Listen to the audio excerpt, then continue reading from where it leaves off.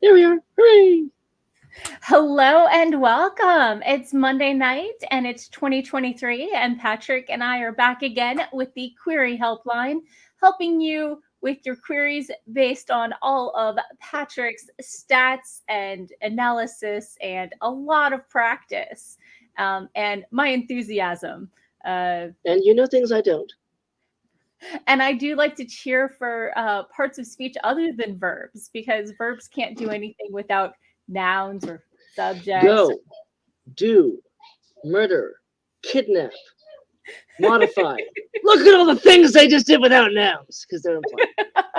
Yes, because it was implied. Anyway. Did you like the last one? I stuck that in there for you. I was like, okay, get some big ones and then give one from Morgan because that's. I mean, did we put snack in there? I do like Nap. snack. Oh, nap. I like naps and snacks. Yeah, see, that's because honestly, I mean, and there's the whole calendar thing, which we're not going to talk about much because that's not the point of this. No. Really so we have somebody's query or synopsis or something to look at today. I sent it to you, didn't I? You ready to come up? I did I or not? I thought I did. Okay, and yes, Becky is joining us. Hello, Becky. Okay. Hello. I shared. Okay, I need to share this with you then because I see it. But I need access. Yeah, you do need access. See, I'm used to making everything like everyone can view, but I didn't make this. That's fine. Hello, Becky, you're back. I remember your face. Hi. Which I say nicely. He said politely. He said kindly. That's the one. There we go. Drea and I have worked a lot on stream, and the more I work with someone, the more like we have fundamental issues that we discover. And I throw in humor because you got it. I mean, because you can't just sit there for 6 hours going, "No, you're wrong, wrong, wrong." You have to be funny. And the other person has to be laughing. And I got to the point where I say, he said kindly at the end to emphasize. You could tell people they were right. I could. That'd be a great thing to tell people. When they're right, I will. But the thing that we do, Morgan and Becky, as you've seen, is we find things that are broken. And we leave fundamental in that. We leave the parts that are working alone. Yes, I have never. I always leave their name intact.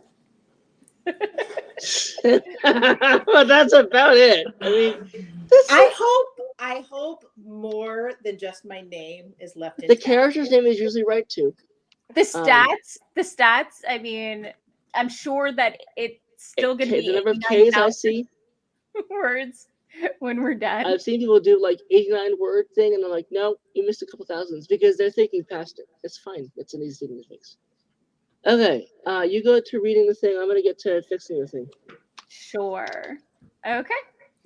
So thank you, Becky, for sharing this with us. Let me go ahead and make it as big as possible for everybody reading at home. Okay. So, dear agent, Met My Match is an 89,000 word young adult contemporary fantasy. As a retelling of Eros and Psyche, it's the magic and slow burn chemistry of The Cruel Prince by Holly Black, combined with real and fantasy worlds and tone of Not Your Average Hot Guy by Gwenda Bond. 17-year-old Vivian Remus has never had a relationship last longer than the rom-com marathon she binges every weekend, but she's convinced she needs to find love before prom. She would give almost anything to fulfill her family's weird high school sweetheart tradition. There's just one risk she won't hazard, faking it with magic. Vivian accidentally discovers her coworker Archie is an annoying and annoyingly gorgeous winged love god who amuses himself by using enchanted arrows to provoke matches. He inflicts his matchmaking archery on Vivian regardless of whether she wants it and wrecks her dating life. Irritated by his obnoxious meddling, she impulsively vows to get her prom date despite his interference. He accepts her challenge, giving her 1 month to find and keep a date on her own. Vivian scores a prom date, but when she's dumped a week before the dance, she's stuck between going alone or not going at all. Archie begs to be her plus one, and as prom approaches, Vivian finds herself falling for him. However, she's devastated when he reveals he used his enchanted love-inducing arrow, rendering his seductive flirting and sweet kisses meaningless to Vivian. Worse, there's hell to pay after Vivian's knowledge of the god's existence is exposed, and she'll need to decide whether to trust the one guy who stole her heart while racing to protect her life and his. When I'm not writing young adult and middle grade fiction, I'm a freelance photographer, expat relocation consultant, and mother to 4 children. If there's any time left in my day, I like to read and run, rarely at the same time. Thank you for your consideration.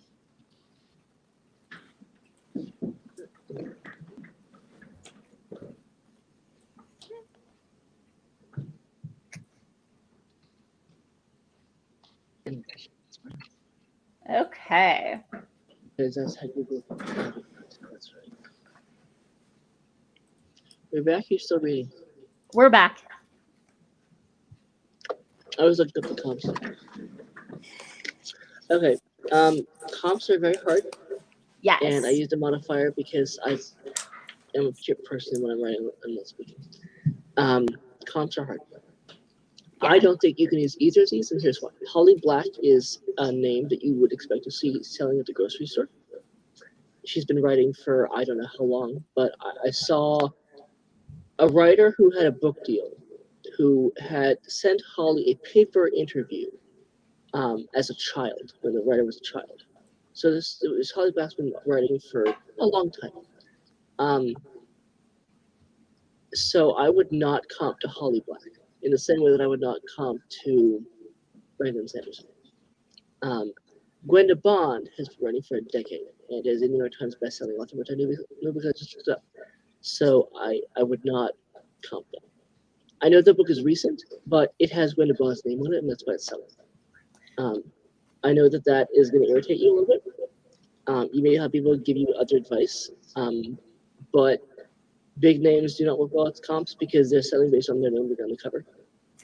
So I usually say you might be able to get away with one as a big name, but not both. But so yeah, find a it's small it's one. like you could comp. Mhm. I wouldn't do it, but you could comp Neil Gaiman.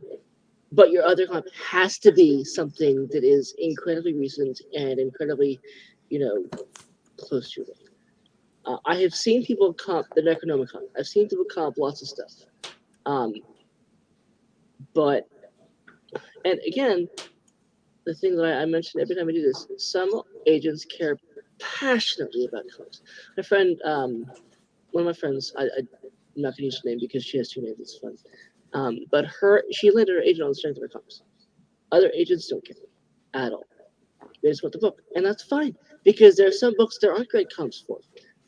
My book doesn't have great book comps because it doesn't exist. So, are you okay? You look angry. No, I don't know where to go with that then. So Okay. just thinking. I was given a new comp. Have you asked any librarians? I have not, just because Okay. there's not a YA librarian at our library currently. Okay. Does your We library have an online chat system? It does not. Okay. I can throw yes. it to a couple of my groups and see if they come up with something. Yeah. Sure, I would love that. Sure. I'll do that right now. The reason I asked about chat is that my library system, which is large, has an online chat system, which I've used. It's hit or miss. I had one guy, I asked for some help. I could tell it was a guy because you can. And his advice was ask a writer group. If I wanted to ask a writer group, I have that I have run one, dude. Read the room. Didn't say that to him though because he just wanted to not be answering my question. Anyway, so comps are very hard, and some agents won't care, some agents will. So you can usually interviews will usually tell you if the agent cares about comps. Although I would not pick one based on their comp preference because that's sort of like being based on the shoe preference. It's Okay, I remember this query or this concept for the query from a couple months ago. We December. We worked on it in December. Okay, that's what I've lost all sense of time, but I do remember doing something with you on live stream. So when I read this, I'm like, oh yeah, this thing. So that's good. I think it's better than it was when I saw it the first time, which is good. Okay, I had not gotten all the way through this. Let me. Ooh,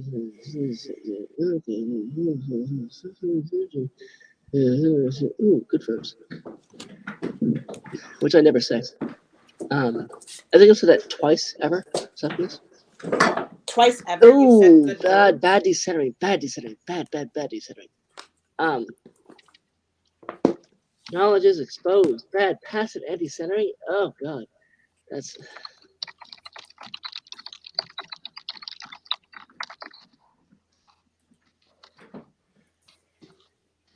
Wait. Wouldn't it be more decentering if we talked about who exposed it?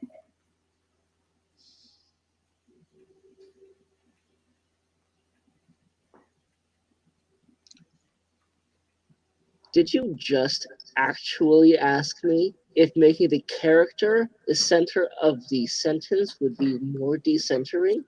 No, I said good. I'm glad, because that would have been.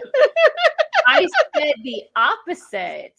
I said instead of saying Vivian's knowledge is exposed, if we said who exposed it would be decentering. No. And here's why it would be. Okay, so decentering. Let me explain this. All right.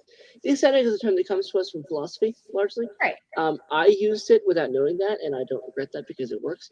Decentering is where you decenter the character from the verb. So, if we have character-centric clauses, that's not decentering. That is, in fact, centering. It might be passive in more ways if we set out who does it, depending on how we phrase it.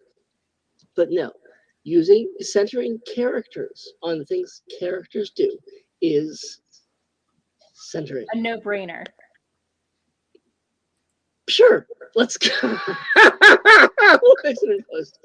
Oh my god, that was something, Morgan. Yeah. In fairness to Morgan, I've been using decentering for probably like a year. I didn't know it existed as a term. I invented it because I kept seeing it. I was like, oh, that's what this problem is. The character is gone. We've replaced the character with anger. Let's see if they notice the difference. So I invented it. Just like I invented the term process language. But it does exist. It's just not used. It's used mostly in philosophy and psychology. And I just need to remember that process language and filtering words are not unrelated. Yeah, filter language. I thought that's what you were talking about. It's fine. And Morgan, this is why I asked for clarity. It is totally, Morgan. You are allowed to not know when I invent things. All right. Yes. And Becky, this whole thing is going to be like this. So if this gets irritating, just flag us or something. I'm just trying to follow everything. It's hard. Morgan and I have been working together on live streams for like a year on and off. Year and a half, I think. And we've known each other for 6 years, I think. Oh God.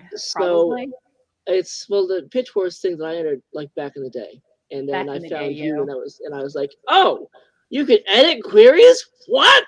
Yes. I thought they just sort of existed. No, and it's a million times easier to edit someone else's. It is so much easier to write a query when you don't know what the book is about, because you do little drips and drabs and you don't have to get all the details. You're trying to fit 90 pounds of sausage into a 3-pound bag. You physically can't, the bag will break. You need someone to go, nope, this bit. That's fine, all you need. And while you sit there crying. But they're happy tears, he lied lovingly. Okay, okay, good. Yeah, the bio is funny. That's good. I say this every time, and I'm going to say it this time because I think it helps people. People get so worried about bios. And thing in fiction is, you are enough, assuming you're not disgusting. And you're not. You're Becky. Becky's not disgusting.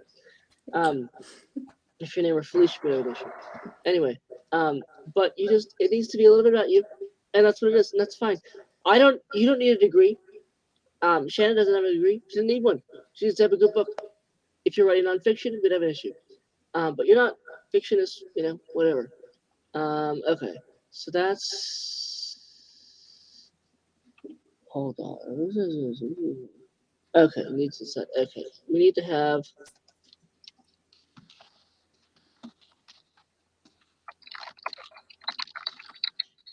It is a very rare mistake. I think less than 5% of cases have a sentence that begins and the mistake sentence is included as part of it, but is not the actual sentence. So we're just going to make it its own sentence, the stake thing, which is this thing right here, right? That is your stake sentence. Yep. Okay. Yeah. That's going to be its own thing, because that's just how it's done. You could write it as like a clause attached to something else, but you don't need to. So we're going to do that. We're going to make it something. That's fine. It'll be easy.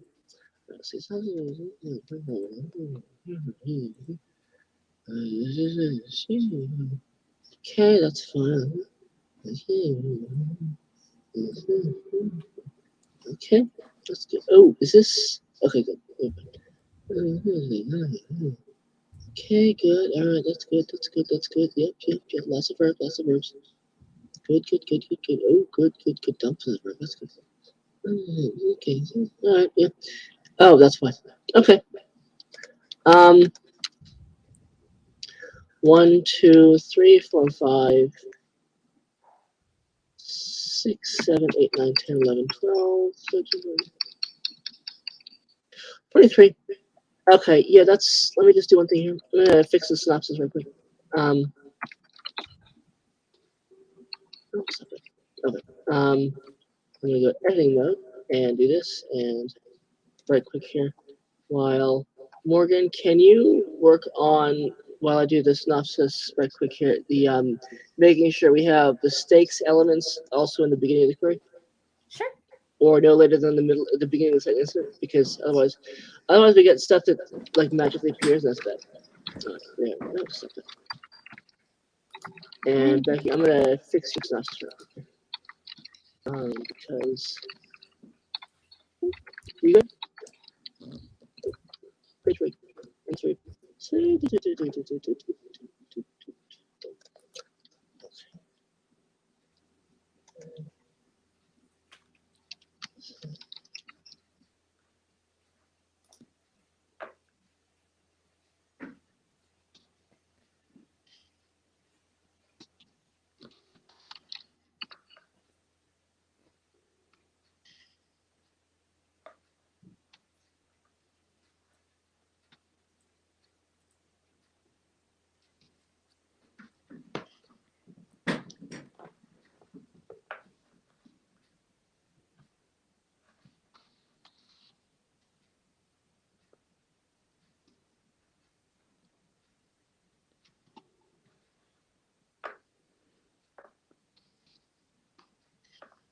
Okay, so this is a dumb question, but I know you guys went back and forth with it.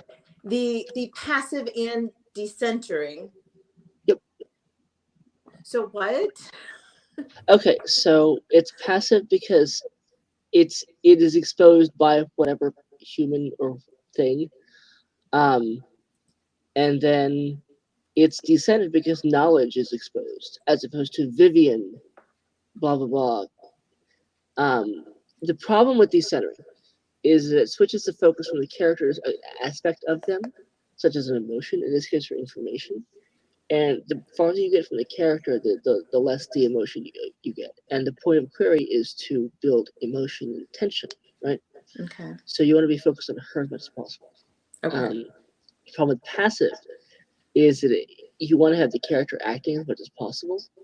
The passive can be good if the goal is to focus on the thing that is being acted on. And in some cases, in fact, you want it. The most common passive verbs in successful queries, I studied this quite a bit, are verbs of transportation, such as taken to a place, verbs of coercion, such as kidnapped, and verbs of death, such as murder. This is none of those.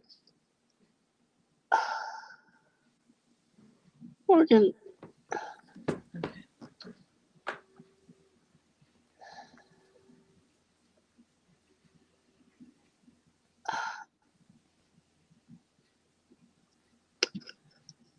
I don't know how to do what you want. No, I know, that's fine. I asked you to look at the stakes and get the elements of the stakes and confirm that they're also in the beginning of the query. So the stakes, the initial stakes are family's weird high school sweetheart tradition that is literally never mentioned again. And the actual stakes at the end are fall in love and not die. So okay, so that's not congruent. Okay, so we need. Okay, so the weird high school stakes and the falling in love are the same. This is that thing where you get. Okay, now I know it's going. I'll explain it. Okay, yeah. So what happens is you can have them not be identical.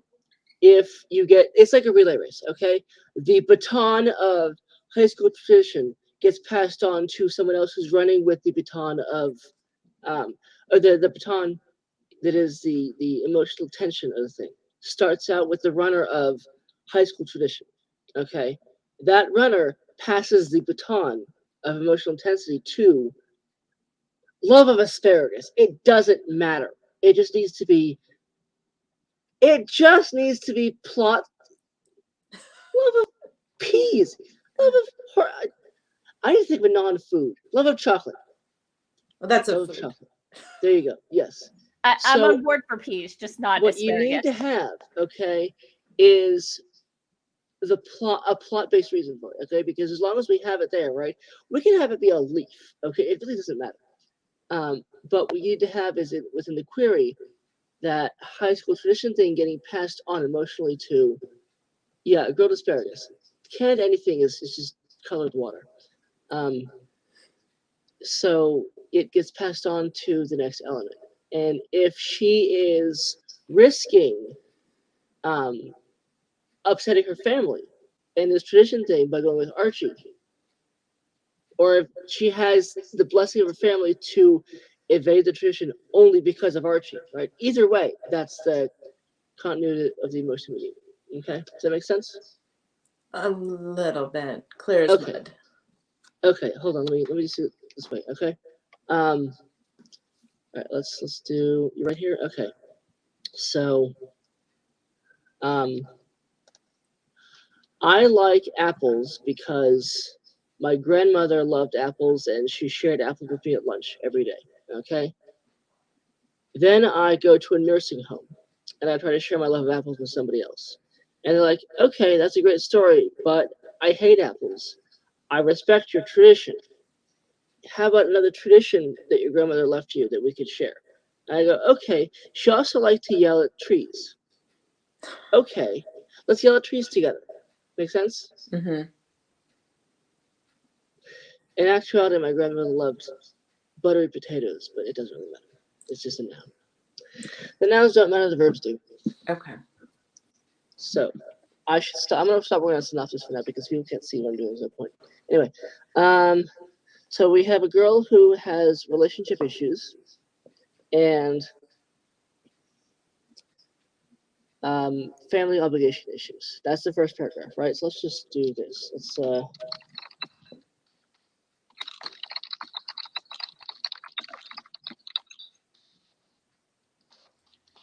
okay.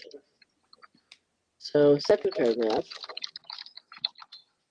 relationship. I've never done this before. Let's see if it works.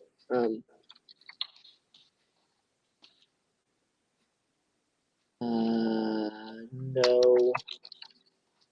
Where is the family tradition issue in this paragraph? Let's go right here. Is there anything? Wasn't this the issue before?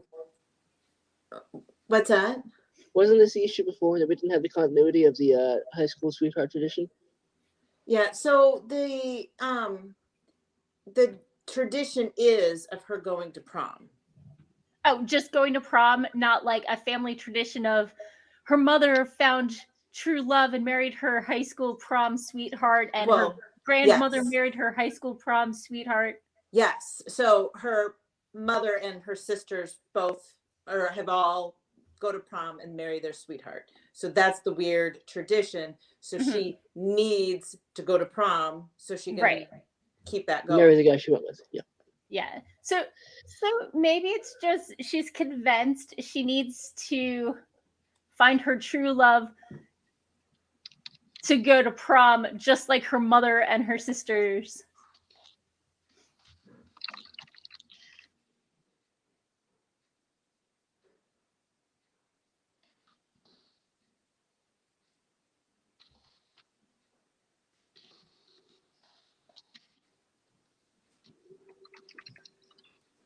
Is that accurate? Yes. Okay. Hooray! And is that accurate? Well, she's not worried about marriage at this point. So I mean, Okay, then how are we? A step Okay, then further. if that's not the tradition, then you need to reword it because that's what you just said. Well, just or toss it. Finding love. Okay, finding love at prom with prom date. What? Yes. Which one? With prom date. Okay. Hooray! Okay. Yes. Space. Cool. All right. So hold that. Toss that. Okay. Never done it this way before. We're gonna see if it works. Either way, it'll be fun. No problem.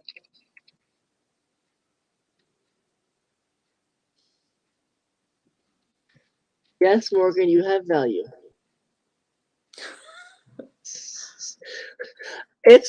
I finished a class with a minor in psychology. I can tell when something is happening. Okay.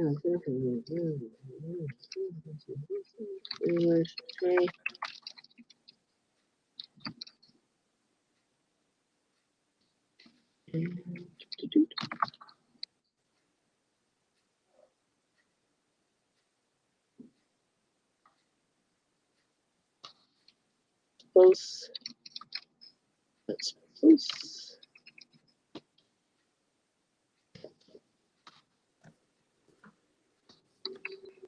Becky, do you agree with me that the stuff that I have bolded and italicized is both relationship issues and family tradition? Say that again. That it's. Do you agree with me that the stuff I have bolded and italicized here is both relationship issues escalating and family tradition issue continuity? Yes. Okay. Yay! This is going so well already. A sample size of 1. Okay. Prom date. She's dumped. Good. Dumped. Good. Lots of sticks. Okay. Eggs? That seems weak for him.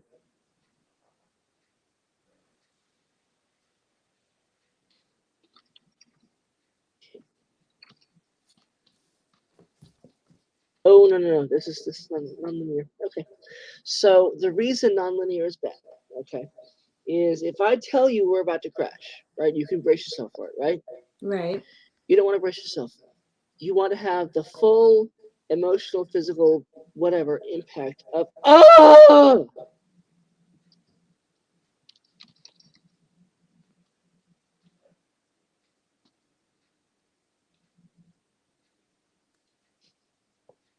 Okay.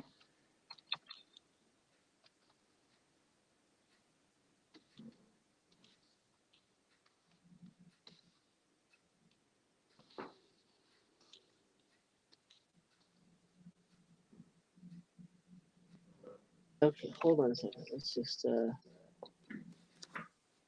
we need to see.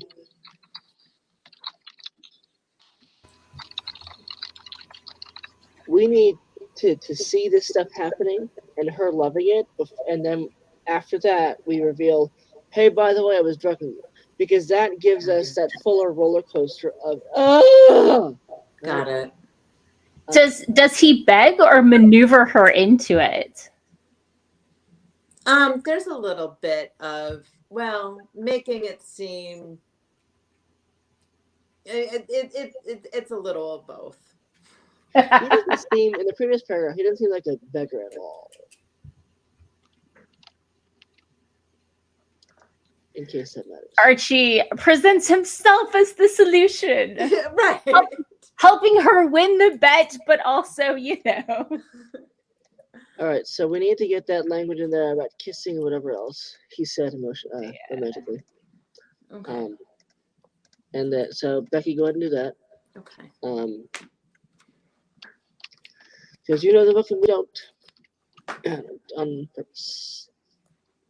Wherever it goes, I don't know where it goes. I don't know what he does. All that. But the stuff that you have being the lie needs to be in the language of him lying without her knowing it. Vivian finds Archie himself to be her only option, but as prom approaches, his sweet kisses, his love of nouns, his kisses and flirting make her think maybe she overlooked him after all. Yes, have lots of nouns and then no action in the verbs. Truly, Morgan, you are. I like adjectives. I like big adjectives, and I cannot lie. It's hard because we are trained, starting when we're about 6 in public schools. Yeah. Lots and lots of nouns. Lots and lots of long stuff. Training yourself to do verbs is hard.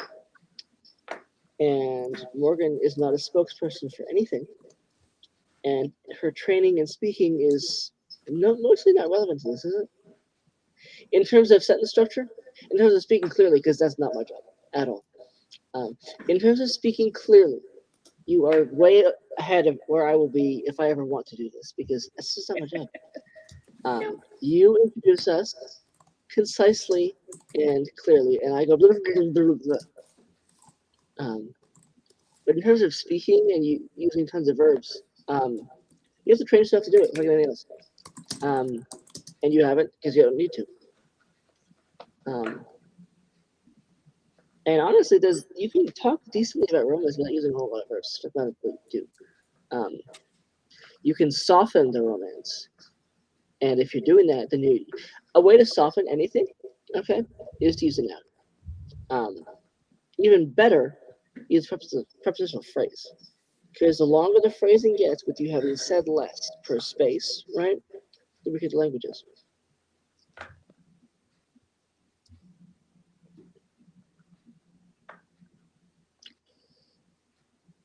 Becky, do you need an adult? Do I need an adult? Yes. For why? What? For us. Okay, this is what right here.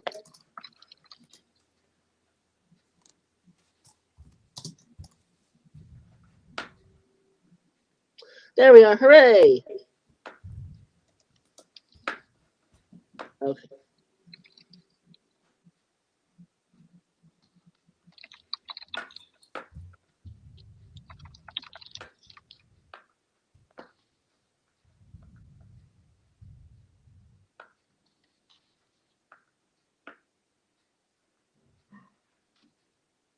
Shocker. And it is here.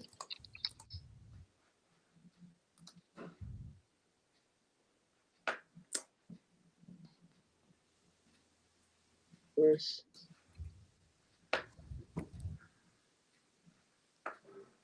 Yeah. No.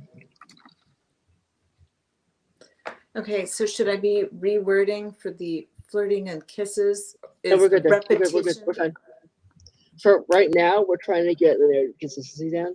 Okay, because there's no point in rewording anything. We're not going to use it. So we're getting the bricks in basic place, and then we're hammer language it. Make sense? Okay. Yep.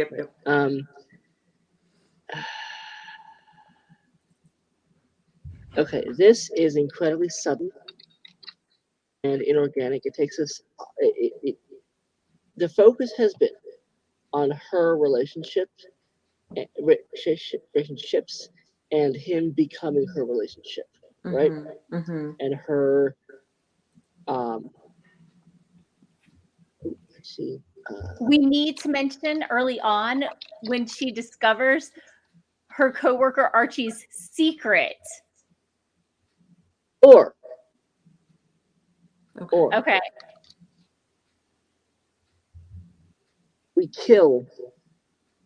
So we have a whole bunch of romance, and then it goes suddenly a The gods are fantasy ticked. element enters the picture.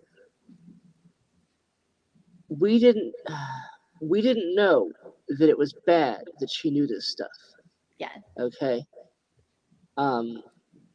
So we need to either have that be something that mentioned in the start, or kill it as a plot element. Yeah.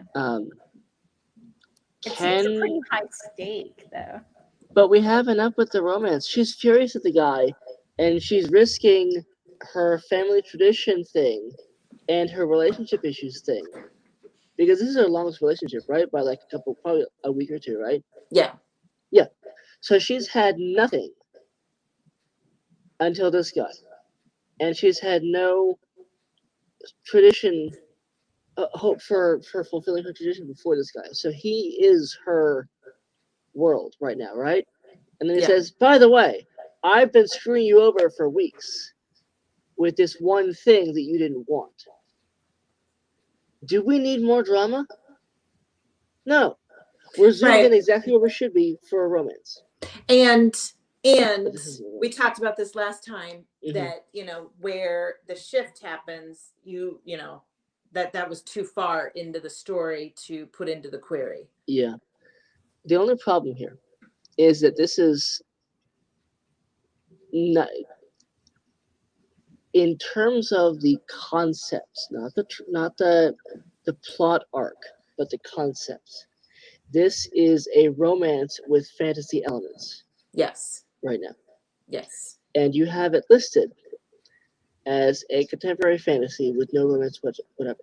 You have it having romance in the comp, but not in the right. In the metadata. Because I wondered, and because my thought had been, and I thought it was too many descriptions to call it a young adult contemporary fantasy romance. That's what I wanted to say, but then I thought that was getting too many qualifiers. No, it's not. Let me just add, I spent many hours doing this, so I can do this. Okay, so adult romance. There's adult romance, adult contemporary. I know there's contemporary fantasy. There is no adult fantasy romance. There are, in self-publishing, there's a lot of new adult that is fantasy and romance. This is not for self-publishing. A query for self-publishing is pointless, because that's not the document. The back of the book thing is just not this. There are elements we've talked about it. Whatever. There's contemporary. There's fantasy. There's contemporary fantasy. It's lumped in. There's romance. You have to pick which one the book is more. And within romance, as we have said a number of times, because people get particular about this stuff, and that's fine. Where's that thing go? Romance has very particular beats, and if you hit this story beat, you want to pitch in romance. If you're hitting the fantasy story beats, that's probably where you want to go if it's this fantasy story with romantic elements. But I think romance is where this lives. I could be wrong. The first third of this book is I don't know the plot, the beats that it hits, but I know the focus is the romance aspect of it. Because she doesn't go, holy shit, Cupid. She goes, okay. Jerk. The focus is romance, but it doesn't hit like the traditional beats because of the fact that, it ends up being a portal fantasy for the second half. Okay.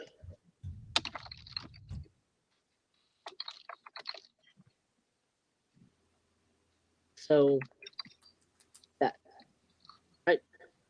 Okay.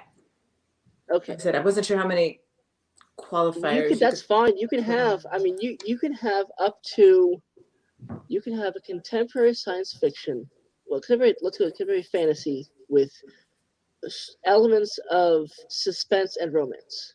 You can do 3. It's not hard. Okay. You just have to, the book lives in a certain. The thing that agents are concerned about is number one, do I represent this subgenre? Number two, does this exist in a bookstore? Because if it doesn't, such as new adult in most cases, then bye bye. I've seen, I think, 4 agents or publishers repping new adult. I've seen it. Thank you. I've seen it mentioned a little more of an uptick in the last year, but that doesn't mean I would go all in on new adult yet. The only publisher that I knew was reliably doing new adult has basically not shut down.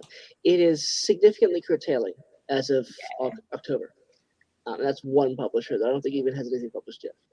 Anyway, so we need to have the fantasy be a prominent thing in this, because otherwise we have a romance query for a fantasy book, and that just doesn't match. You're not going to get anything off that. I mean, this whole thing is wasted. So, okay. We need to have. Okay, using magic. All right. So Archie is using magic, correct? Correct. In this book world, these Archie and his type of being, let's say, loosely, use magic to do their thing, right? Right. And this is known publicly? No. Okay.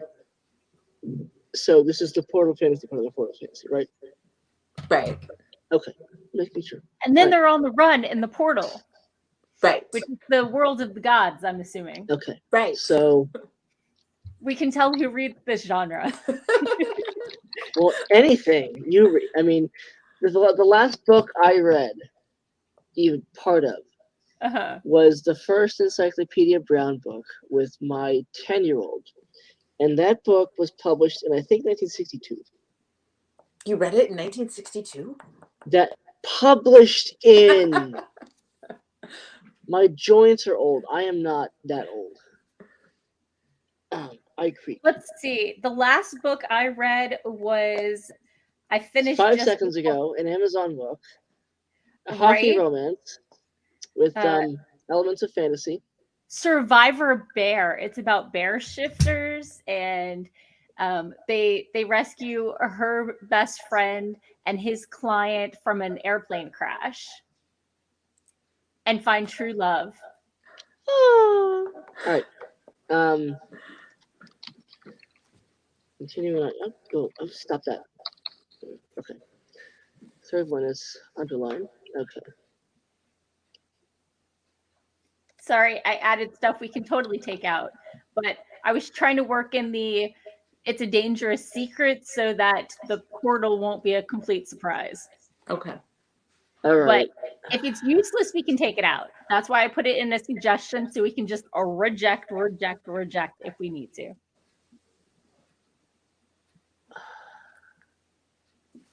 Then she discovers her coworker's dangerous secret, the annoying and annoying The colon is introducing a fact as a colon, not a. Okay. Oh, that's the okay. Yeah, that was me. Right, that makes we can get rid of it if we need to. No, I'm not thinking about you. Okay. He said lovingly.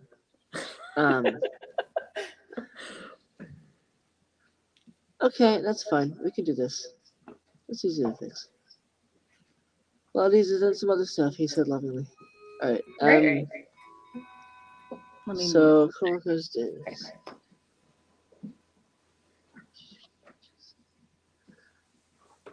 Fix it. She discovers.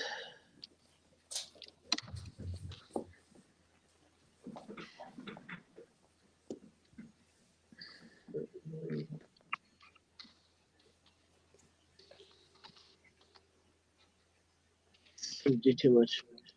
Sure, yeah. 13. Oh, it's more than.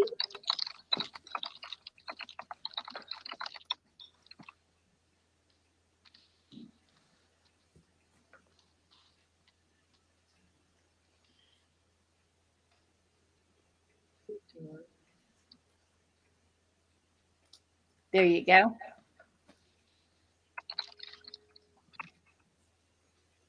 Yes.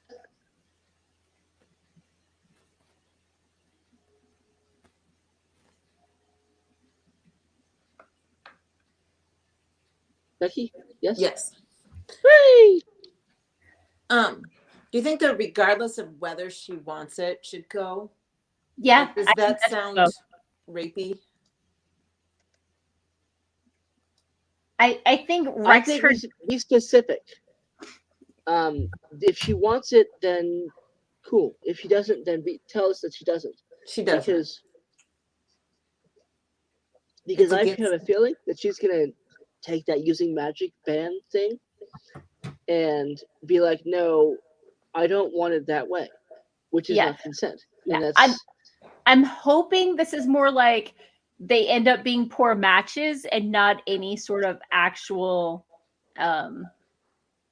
coercion. Physical assault is derived from this matchmaking. It's a fantasy, not a romance. Right. It's just poor matches. Yeah. So he's wrecking her dating life, not getting her assaulted. Correct.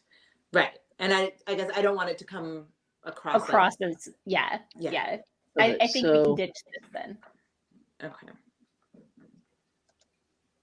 I think it'd be good to start out with him not caring what she wants, because it sets him up later, and it shows that he doesn't care about her.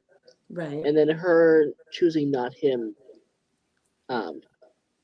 Yeah, but maybe it's more of a unbeknownst to her, his archeries, why her love life is in ruins. Jerk face.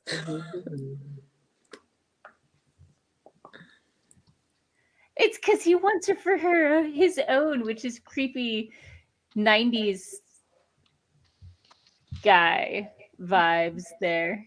But which is literally what the Arrow Psyche totally is. Totally.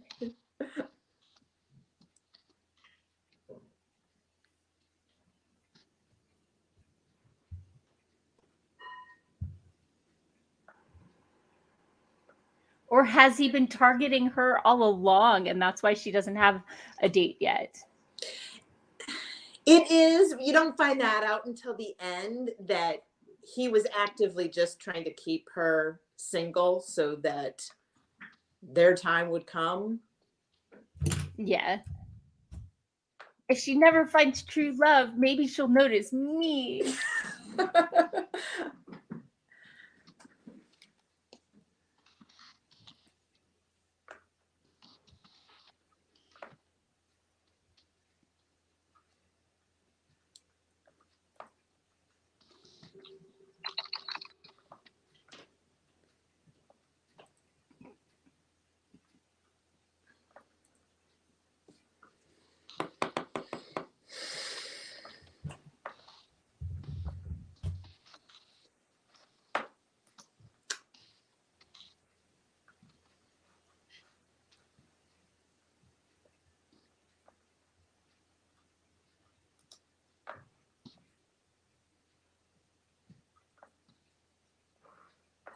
Yes.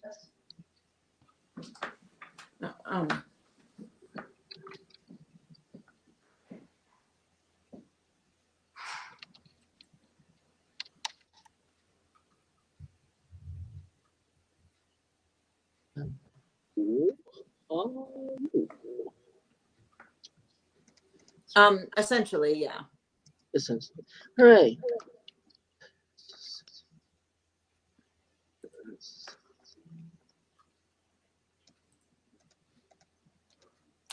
All right. All right. Now.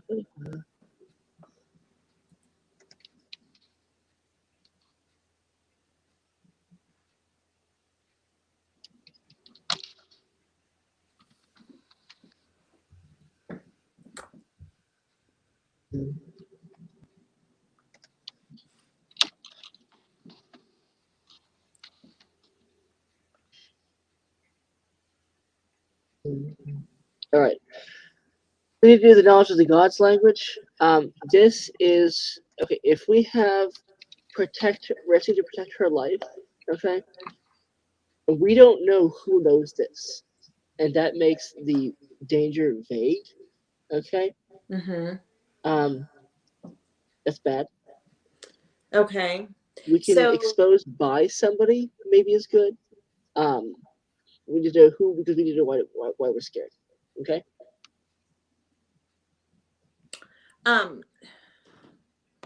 So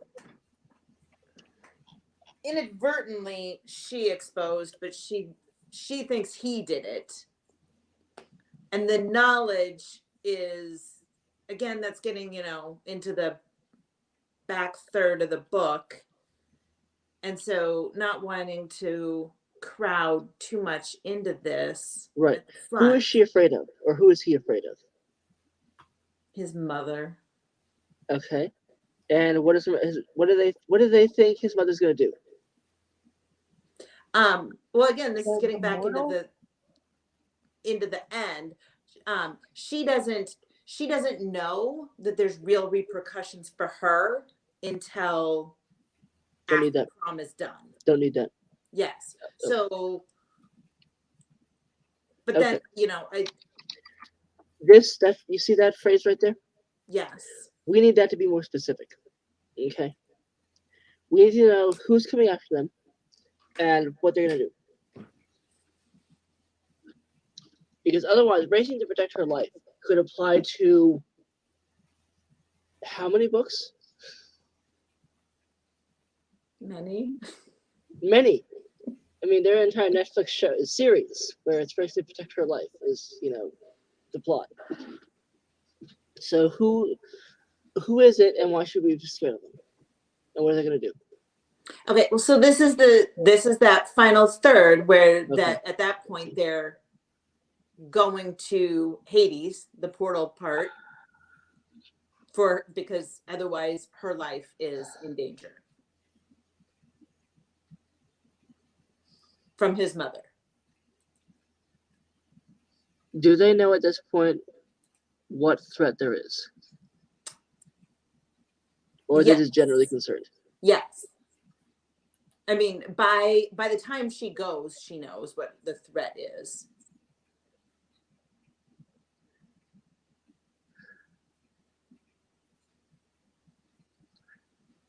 I don't think I'm asking the question the right way. I don't know how Okay, else I'm to ask sorry. it. No, I'm it's sorry. this is how this works. We had a great first hour, and now we're getting into. Right, well, let's see. It's okay. Okay. Okay. So you said his mother finds out. Yes.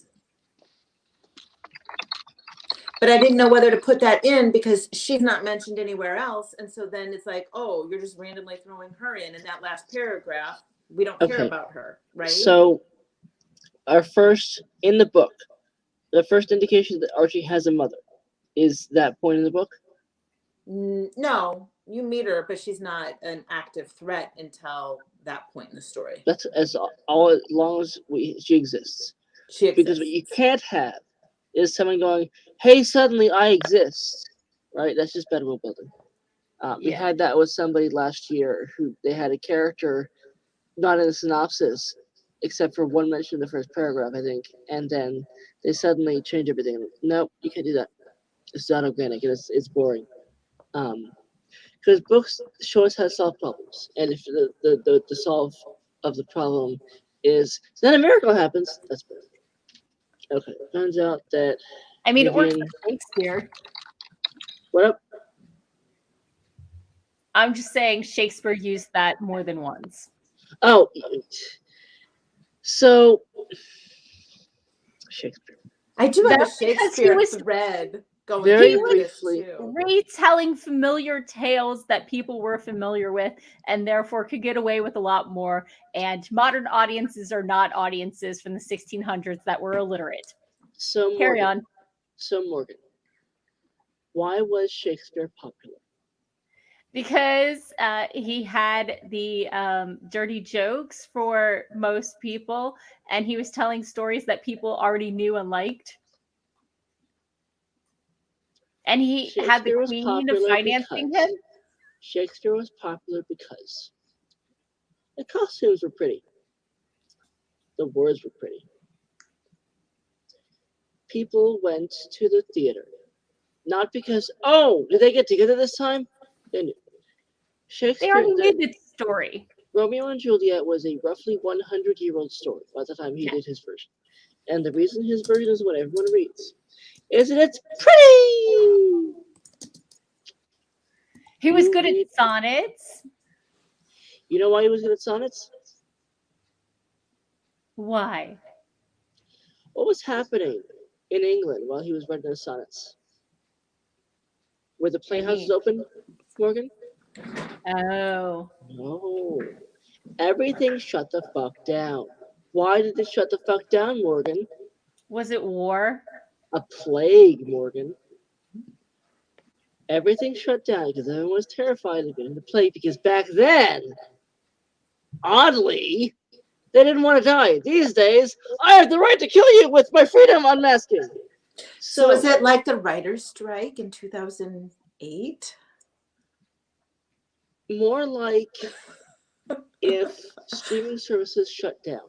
Because when the plague came along, the playhouses, if you wanted to die really, really fast in England, go to a playhouse during the plague. Okay? Even better, go with someone smoking. Because fire will destroy you, or the plague will. Everything shut down during the plague because they didn't know what to do except to not have anybody be around. Well, if nobody's going to play, you can't sell tickets. If you can't sell tickets, there's nothing to. You can't write that stuff. He did write plays. In fact, Shakespeare is the only playwright who was written before and after the plague. Everyone else either quit, died, or came along after. But he had to eat still, all that. Had bills to pay still. He did write a couple plays, I think, but mostly he wrote sonnets because it's the same shit he was doing, just for a different audience. He wrote 100 and something, I think, during the plague. Because again, paid. He wrote for money. His goal was to sort of avenge his father's financial embarrassment. His father applied for a coat of arms in the 15 somethings and was denied because they didn't matter enough. The family didn't. And then William Shakespeare applied for a coat of arms many years later and got it because by that point he mattered. But yeah, the Shakespeare people they knew the plots. It's like rereading Twilight for the 93rd time. You know what happened. My friend went to see Titanic every day for like 3 months back in the day. She knew the plot. She enjoyed the experience of being in the movie. There's a reason people like retellings. You know? It's a familiar thing, yeah. And reboots. We like patterns. Humans look for patterns. It's comforting. If tomorrow someone made a new Transformers, how many Spider-Man reboots have there been? People like it. Oh, they know that the spider's gonna bite the guy every damn time. Let's see how it happens. Please. Anyway, I had to quit one Spider-Man franchise because of the number of close-ups of the. With great power comes great responsibility. We must close up on his face looking tragic for the 12th time in this single film. I like the new Spider-Man. Okay. Is a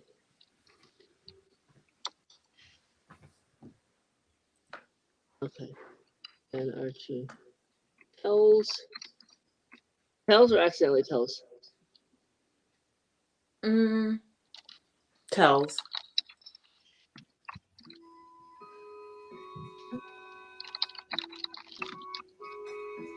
He tells his mom? Yeah. Is he like, Mommy, I want this chick? He's kind of a mama's boy. That's kind of his art. He grows out of it. Okay.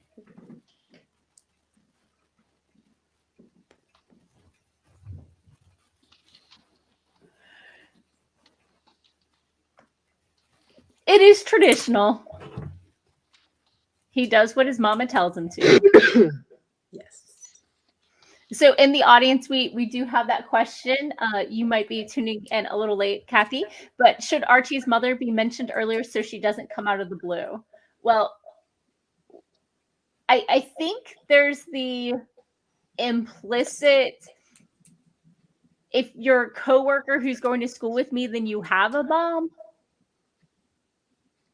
And we did mention that he's a god, so he's not one of the creator concern god. is for a sudden plot element, and I think the thing that you ought to be looking at, you're concerned in the right place, because you can't have, oh, by the way, and the thing is, what you need is to establish that there is a bad or um, risque, some sort of concern with knowing this stuff in the first place. We do need that. Right. It's very easy to build. It's just something I can staple on pretty easily. We need to first, but we don't. It's a staple on because it's a sentence I can add. I've done this many times. But before we have the main parts set in place, getting a detail like that isn't the goal, really. It would be like when you run a race, right? Everyone has a number on their uniform, right? Well, to qualify to run the race, do you need that number, or do you need to be a good runner? You need to be a runner. You got to have it before you can edit it. We need the training regimen. We absolutely need to have an indication that Vivian, there should be concern about Vivian knowing this stuff. But it's subordinate to getting it. Because we didn't have this plot element 20 minutes ago, right? This didn't exist. Now, fill this in, please, Becky. Without using the last third of the book. Just what she does right when she finds out that he... turn her to stone. There we go. Hooray! He said lovingly. Wait, why does Archie need to run? He goes to protect her, goes with her, but it's against his mother's wishes. Aw, he stands up for her. He redeems himself at the end. Okay. Here's the problem.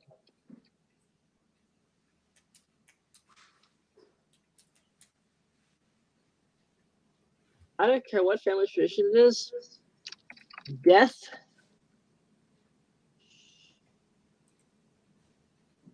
the fortunate thing here, okay, is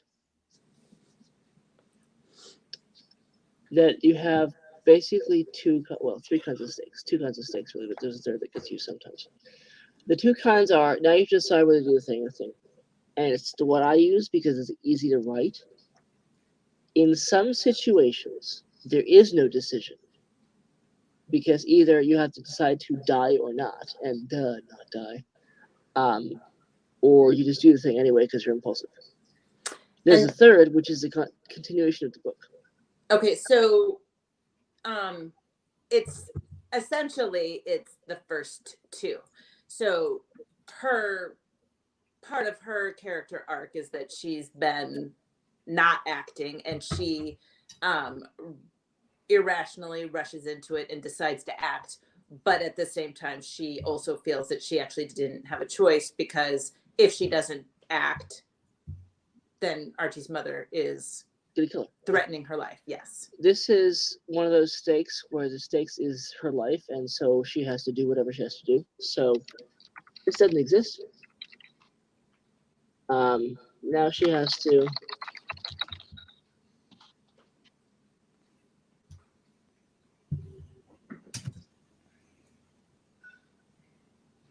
What does she have to do?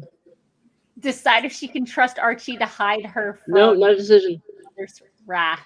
When you have death, it's not a decision. It's just not dying. She has to go to... So basically, she gets sent to Hades on an errand for Archie's mother. And...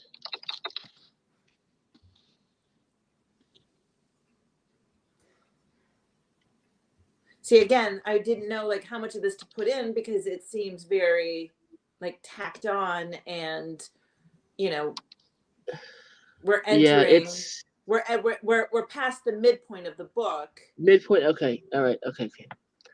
Can you please? I'll use all this. Damn it. Can you highlight in the color of your choice the first third of the book where that ends? In my synopsis, or in the here in the query? Okay.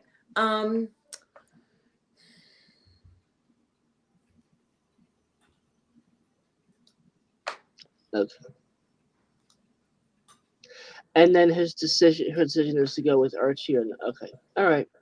So, do you want to do up to the midpoint? Yeah. So I would say the middle would be when well this would be the 2/3 part. 2/3? Did I forget to ask you again if this is only the first third? Grr. I ask and every time, whatever, it's done. Okay. Okay, this is easy because I can just do this.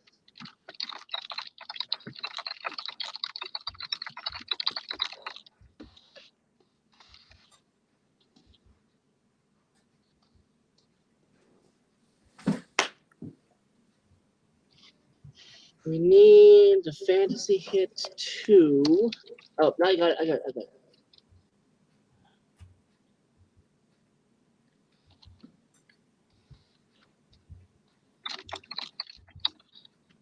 Magical arrows.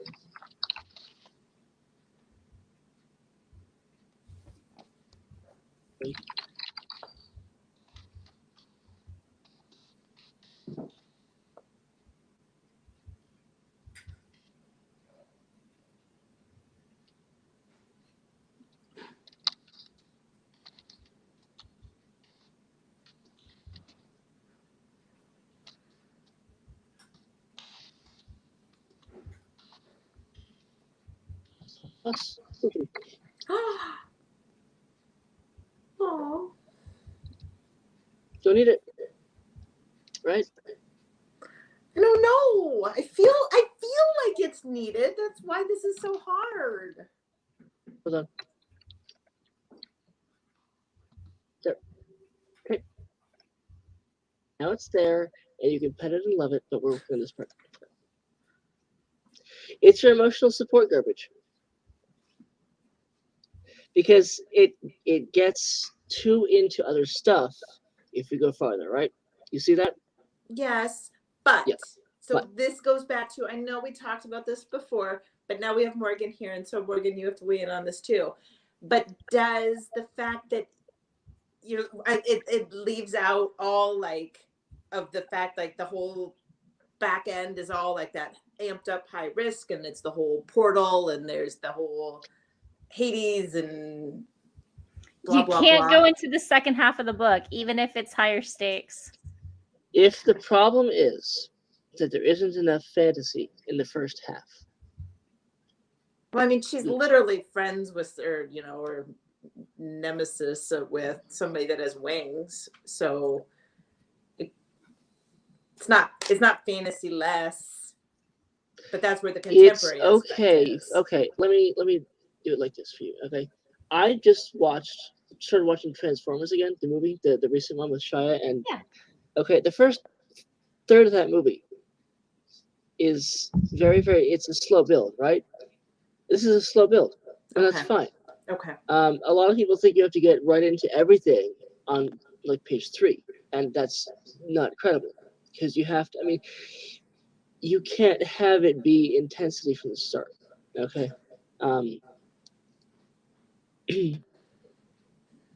So we do need to have lead up to stuff, but we also need to have those hits of fantasy. So because we're trying to make. We have a lot of romance language. We don't have a ton of fantasy language. So we need to have that. What would be fantasy language? So the only fantasy language in the first paragraph is this. From what you've Up until said, there, it is 100% romance. Mm-hmm. Yeah. At least in the language. Tropes are a different thing. I'm not touching those. I don't know them. I don't need to know them. Yeah. But that's all romance. Okay. Then we get Winged Love God. This is fantasy and romance. And as the farthest we get, okay, this is pure fantasy.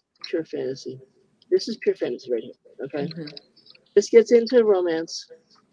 And that by the end of that paragraph, we are completely romanced. Yeah. Okay. The good thing is that in a contemporary fantasy, okay, you can have the fantasy be Potts talking to you. Okay. You could that could be a legitimate plot line if to know what to say, right? But they have to be there. Okay. It's maybe call it a light contemporary fantasy. I don't know. I've seen that. I'm pretty sure. Morgan, you've seen that, right? You Yeah. can have light science fiction. My books, my Brianna series, which is unpublished and one day be bestsellers, Clearly. is light science fantasy fiction with in this world, and the focus is on the care what they do. Okay, I have one girl who can make any kind of machine. Okay, what does she do with that? Because she doesn't, people don't listen to her. She's 16 years old and black. People don't listen to 16-year-old black girls. Doesn't happen. She's a side character because I would never write that as me. So how does that manifest in her world with her friends, right? With this, the fantasy is there. The romance is much bigger. But that's okay. As long as the query is compelling and it has the fantasy elements in it, which it does. Yeah. And we have it in 6. We have it in the first paragraph. We have it in the second paragraph. We have it in the third paragraph. So that's fine. I think my question right now is, you said it turns into a portal fantasy. Is the stakes still entirely related around the relationship, or do the stakes branch out other than just, yes, stoned is death, but it's also keeping lovers apart kind of thing? That once she's on her quest through the portal, it's more of he makes his apology, but they're more like working as a team to accomplish the quest and falling in love further and further as she learns she can trust him, and yes, he gets to know her as more than just a love interest, but as a real person with her own wants and goals.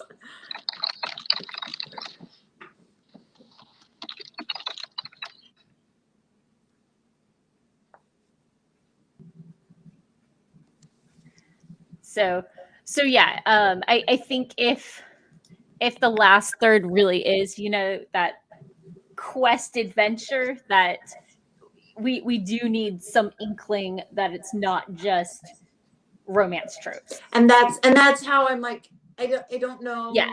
If you cut it off at the first Yeah, third, yeah. half, No, that's how fine. do I hint at that? Because I don't want to query an agent and then be like, oh, I had no idea that we were going to have this flip, and now I hate this. Right. Or now I love it. But that's why they read the synopsis. yeah. Yeah. So I think Patrick's on the right hint with maybe a line about why magic is bad. So then we set up for her learning that magic isn't always bad, Does that make sense? Yeah. The bigger reason is in the stakes. If we understand that magic killed her parakeet or whatever, right? Or if all she received was because magic to hurt people, that informs a realistically negative view of magic. And so she doesn't want the parakeet killers to be holding her at prom. She doesn't want to, enter that true love thing with someone who represents things that she has emotional. Kathy asks, does Vivian even know there's a portal? No, she doesn't. There's no way. Nope.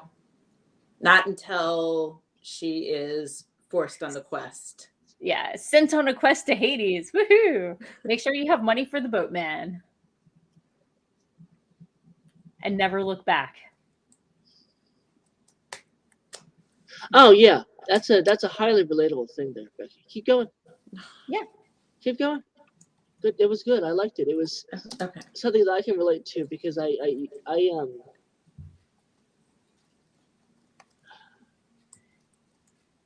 I'm good at certain things, and people look to me for that. And once they've got that from me, they say goodbye, and that's irritating. Does love magic wear off? Yes. And that's her big thing, like trying to have, so it only lasts a week or two. And so essentially, if someone only likes her when there's magic, that you know that's her problem, that she wants to date somebody that's going to like her without the magic. Yeah. I'm an identical twin, and you have to pick a team. If she says no or things don't work out, you don't get to come to me as second pick. You have to have liked me for me, and not just because I'm the closest thing to her. Right. Yeah. So that's why magic is bad, because she doesn't trust that it's real. Like, you can't have true love if the only reason somebody's liking you in the first place is because they were, forced to like you because of the magic. Yeah.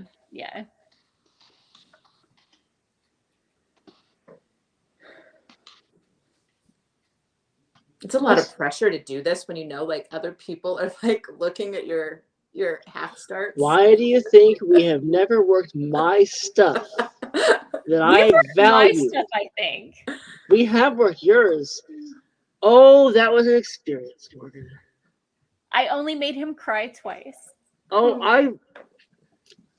on screen. He might have gone home and it was not tears. It was, how can I avoid saying something I estranging us forever. It was, oh my. Must bite tongue. She broke the rule of not going more than halfway into the book. And I had some words.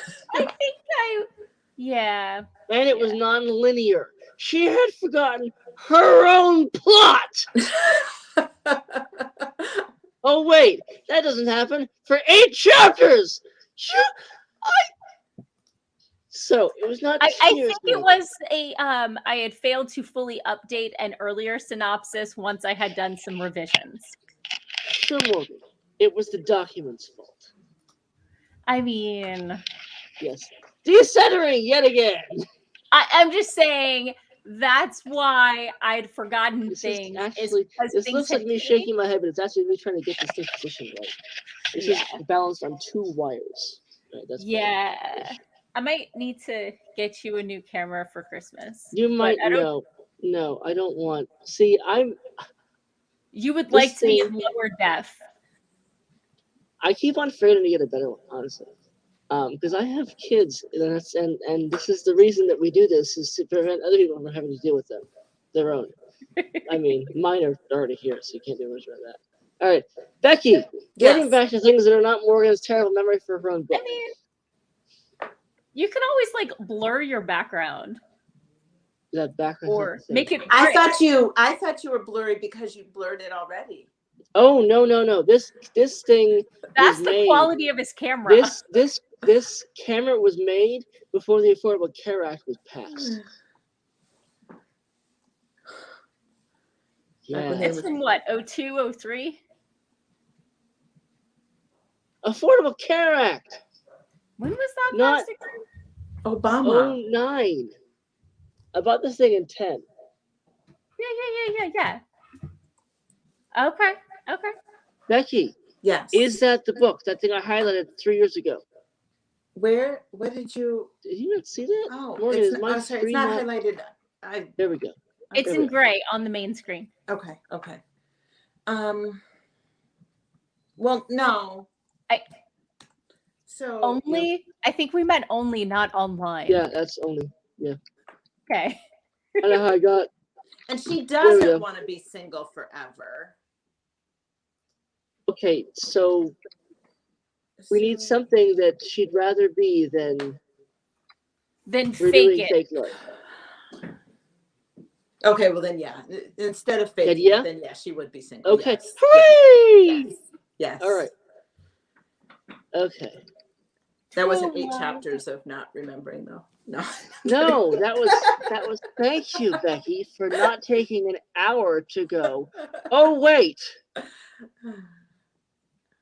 I love competence, Becky. Let's just talk about competence. It's a noun, Morgan. You should like it. It's a noun. I mean, or an adjective. I was gonna say you like adjectives. You like adjectives. She likes anything that isn't a verb. Yeah. I like verbs too. Morgan likes jokes now. All right. You know, it'd be fun is if someone invented a new part of speech. I've tried. Morgan, the modified noun is not a part of speech, and it's never going to be. I enjoy a good verbified noun and nounified verb. You enjoy nouns. And verbs. Yeah. And the Yankees like the Red Sox since they like beating them. All right, Becky, back to things that he said lovingly. All right, so the first paragraph, are you happy with it?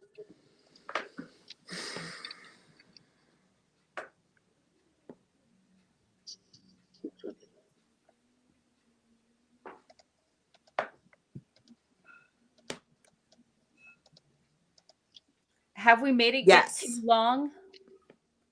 That's not my concern right now. Okay, that's fine. Okay, but yes, essentially that's it. Yes. Cool.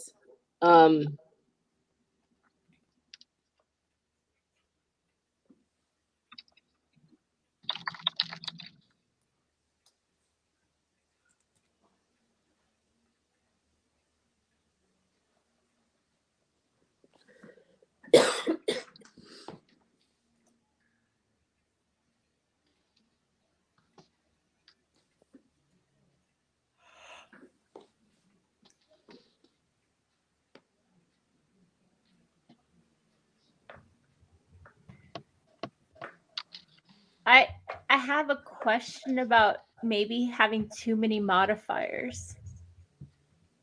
Are you being kidnapped? So just the phrase irritated by his obnoxious meddling, irritated, obnoxious, and meddling all imply the same sort of feel. Yeah.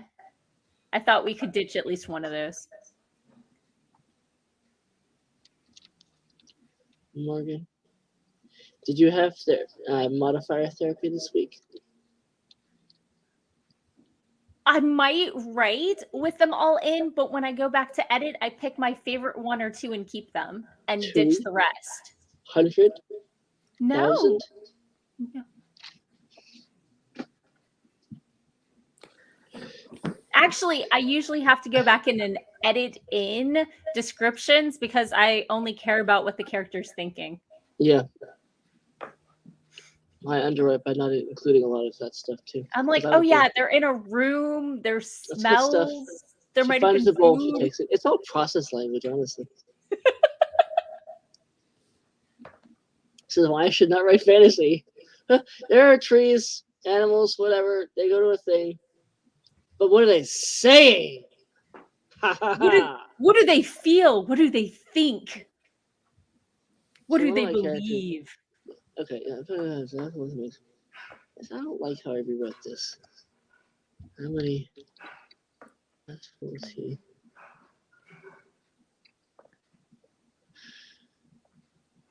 Wait. If he shoots arrows at guys she hates, she's not going to say yes. They're just going to be annoying. What do you mean? Like, if somebody I hate asks me out, I'm going to say, you're clearly messing with me, bleep off. But if it's somebody who would be bad for me that I just haven't talked to, I might give them a chance. And okay, so then how do you say that in like one or two words? So, because I agree, because I think the way it says hates sounds harsh, where it needs to convey more that they're just bad matches. Yeah.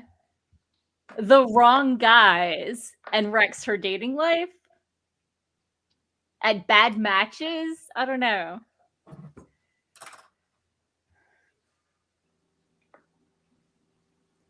What was that? With no spark.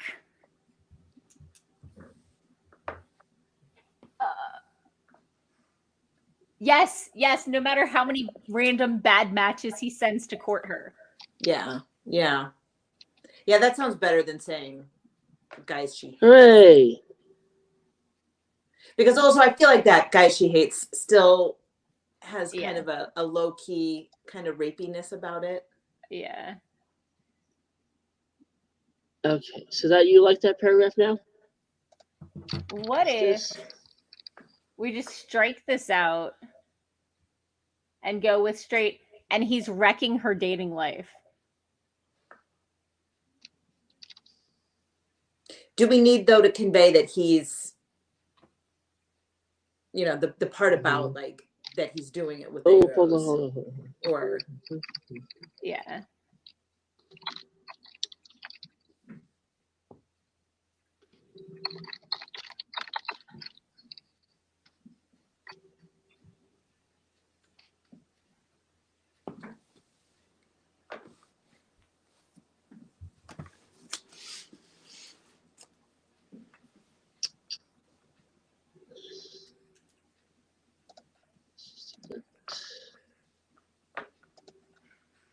Does that work? We need another hit of magic being bad. Yeah. In this paragraph. Well, is she dumped because the magic wore off?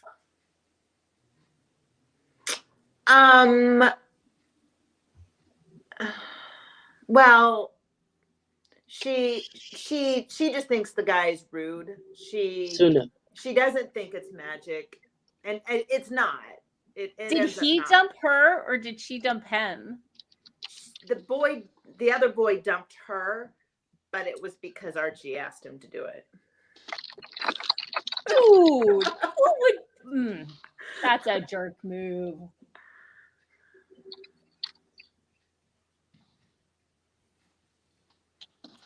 There is a redemption at the end, I swear. Here we go. There's our anti-magic hit. Okay.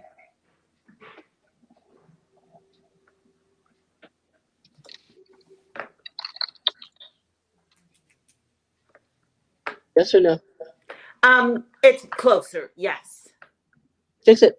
Make it what it should be. It's a concept.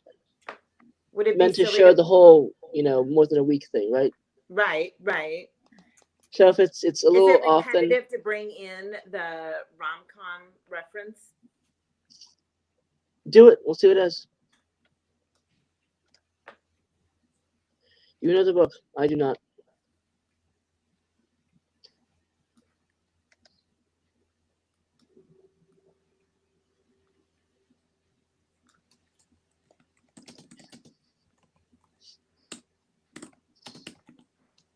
Oh, I don't know. I don't like this necessarily. All needs to be as a concept. I can fix whatever. That's lame.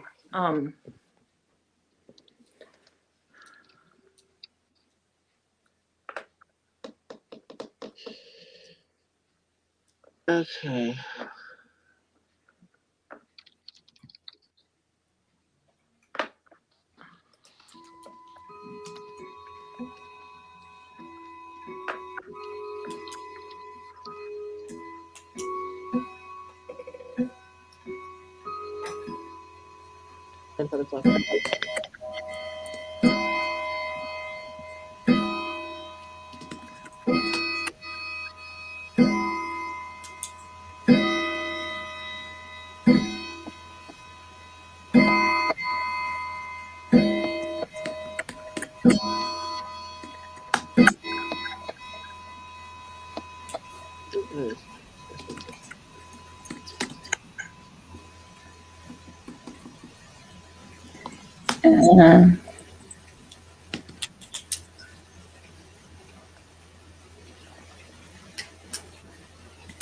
And she'll know their feelings were real.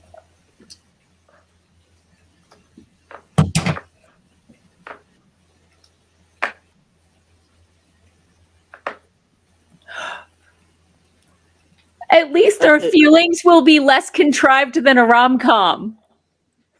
Sorry. Okay, we have uneven indications of romance length. We have the week that we had up top, and then we have this, which is amusing. And that's but why I was like not loving that then. Yeah. So.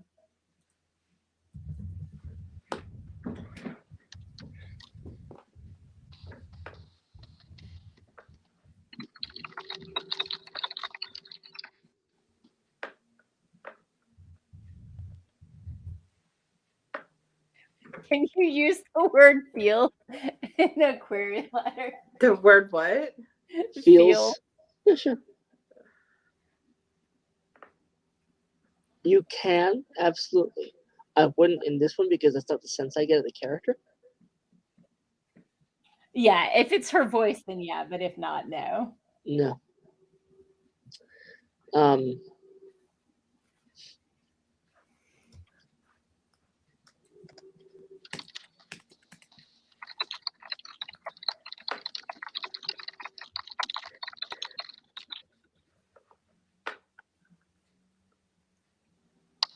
That's just infatuation.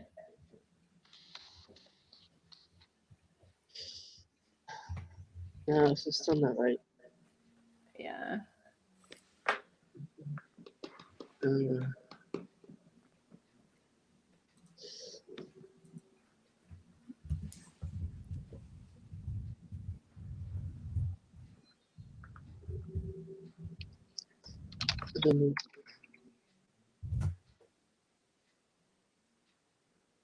I like that idea. Yeah.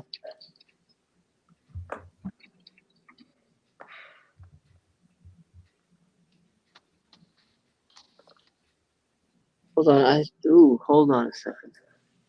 If I can turn that into a verb.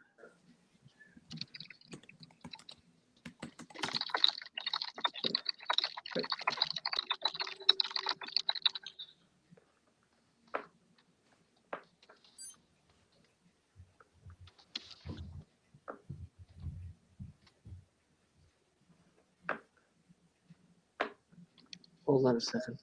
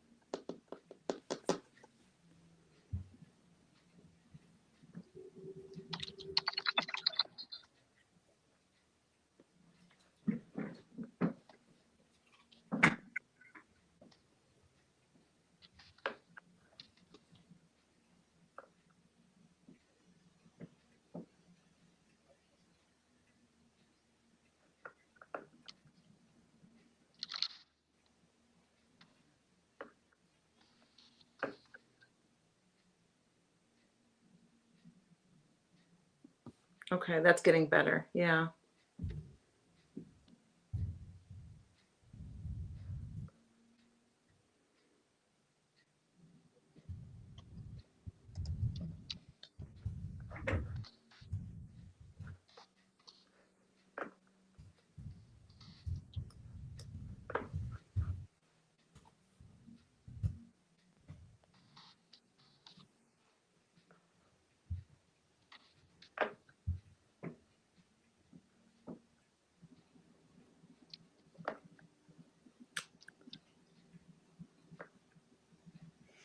And then we end up describing what she has with Archie. Sorry. I got excited for a moment. I don't like the slow growing though. That doesn't necessarily say.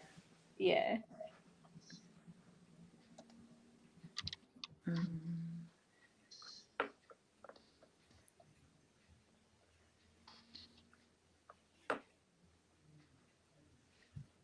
Okay, yep.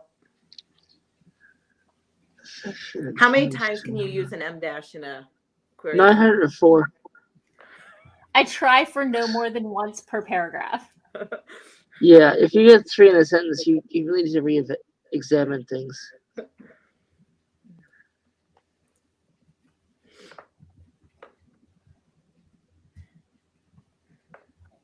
Oh, hold on.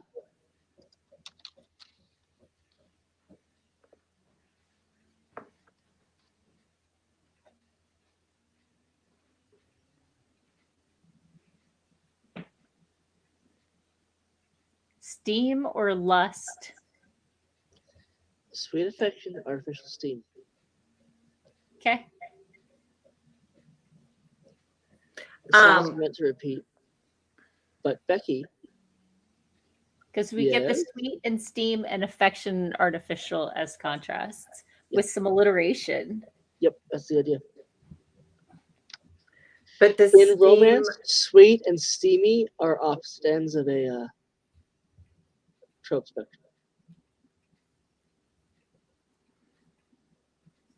Sweet means they might hold hands, but they won't kiss until the end, and steamy is not the same. He said obliquely. Kick your knickers off now? I have worked with self-published writers of both genre, subgenres, approaches. Sure. I don't think it's a genre, is it? And opinions are held with some intensity. Some people don't want to read that stuff, and some people are like, that's the point of the book, lady. As long as you deliver on what you promise, I'll read either. I won't. Just make sure the setup is right, and I'll go for it. Okay, so do you want this, or something else?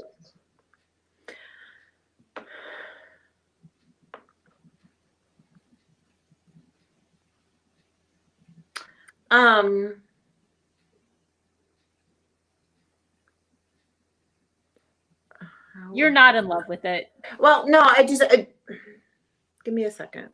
Yeah, sure.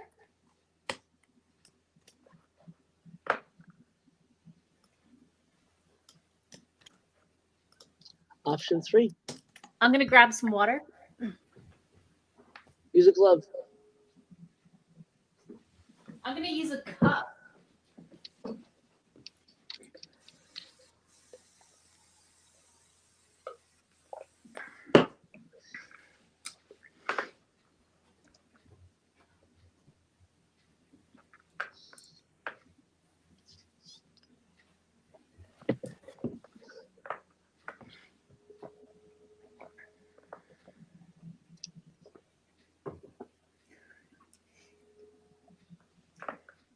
Is Archie also a classmate? He is not directly, but he's about her age. Okay. I'm glad that he's not secretly like 200. No. Cough, Twilight, cough, cough. Right. She does ask him because she thinks that would be creepy. So I love the method of getting around something by calling it out in the story and then explaining it. Why, yes, I thought of that. Or like 3 chapters later, why didn't I get coffee this morning? Not because the author totally forgot about it, but because I forgot as a character. Okay. Now, all right. So you have it with the second paragraph? Yes. Hooray! Okay, wait. One question though. So we talked about before about adding about it being like her finding out that it's a secret. Did we cut that because it wasn't then needed because of where we need that still. It's a thing we can staple on. Okay.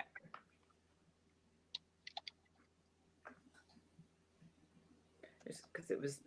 Did she know from the beginning that magic is socially real? She learns of his existence in chapter 1. Does she know from the beginning that magic is socially condemned or whatever the thing is?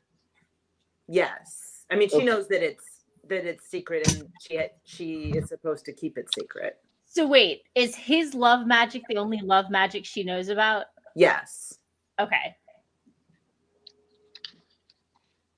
She assumes that there's, I mean, because of who he is, she assumes everything else, but she doesn't encounter the other stuff in the first half, Okay. 2/3. So it's not a risk she wasn't going to take. It's a, oh my God, he's using it irresponsibly and it's horrible for my love life. Right. So, I mean, she doesn't want his help with her love life. Right. She doesn't want his fake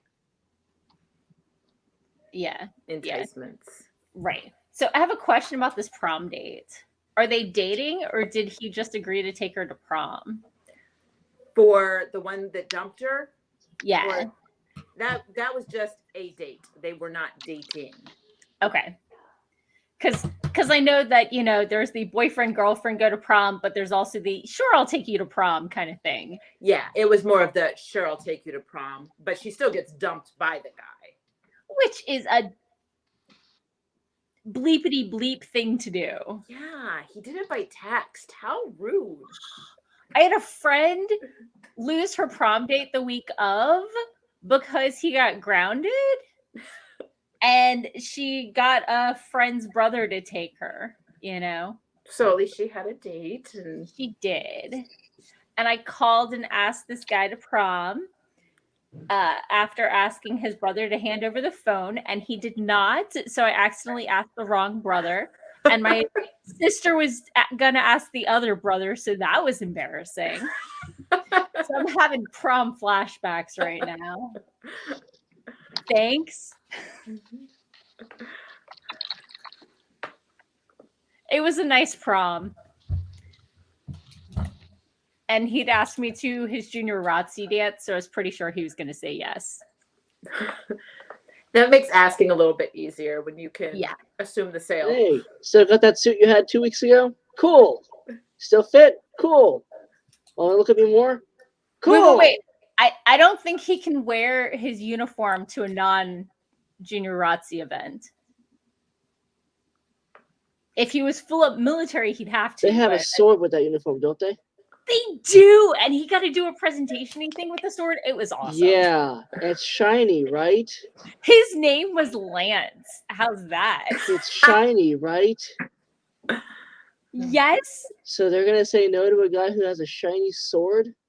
Only wrong people. I'm just saying. I mean, it's imperialism, but still. A girl's got to have standards. Sword. Do you own a sword? No. I don't know. I don't know if this is going to work. I have a sword. I have a flamethrower. So do I. Or it would be if I took the limiter off. Right now, I think it's a weed dragon.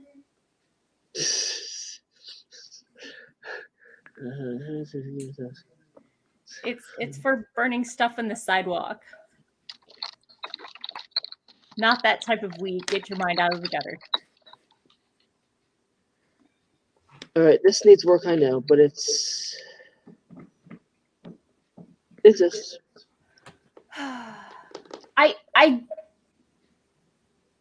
I'm starting to think we need to take the love magic out of the first paragraph. Because we don't know it exists until she discovers her coworker has it. Okay.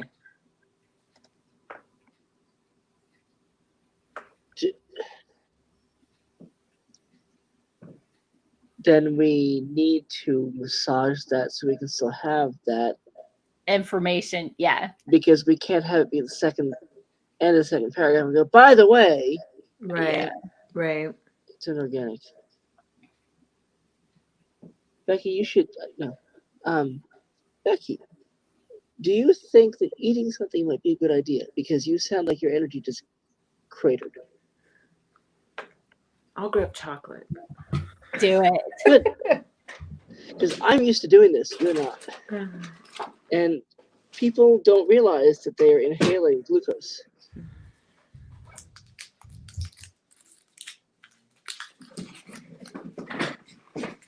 What about that? Wait for her to eat. Short, yeah. I was waiting for you to like shun it because it has adjectives and prepositional Well, it's also phrases. vague. The next paragraph goes into the specificity. And I was just trying to work magic into that first one. Morgan, can you intentionally discover something?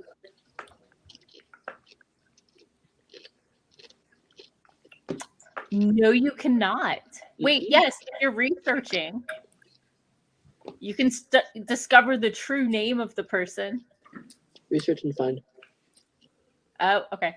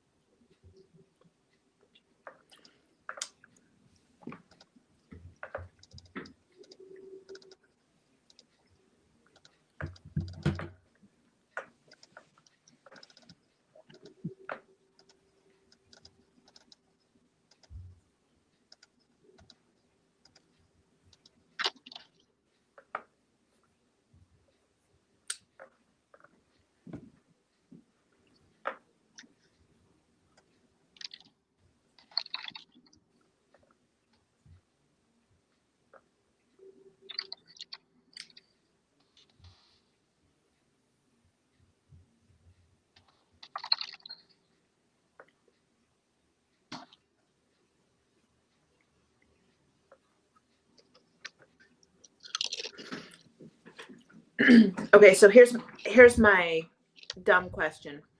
Okay, so essentially I have 3 paragraphs. What do you want your first paragraph to do? Stakes. What does she want? She wants true love with her prom date. In a contemporary fantasy, you want to establish the character. You want to The establish setting. the nature of the fantasy, which is partly the setting. You want to start setting them on a path toward the eventual stakes with the fantasy in their hands, basically. They don't have to be going on the quest yet, but you need to have, let's say, 3 plot elements weaving together already. Okay, so like you're not necessarily worried about like how far you're getting into like the first third or whatever based on the paragraphs. That's an aside. Yeah, because sometimes the inciting incident is in the first chapter and sometimes it's, 5 chapters in. So where does the inciting incident go? Sometimes the inciting incident has already happened. Yeah. In the books one of the books I shelved, part of the Brianna series, the inciting incident happens in chapter -2, basically. And really it happens about 50 years before. Yeah. You have a character in the first paragraph, okay? You have the fantasy element, okay? And you have the conflict, what she wants, what she can't get, okay? We have everything we need here, right? The important thing for us is because the fantasy element here is pretty light.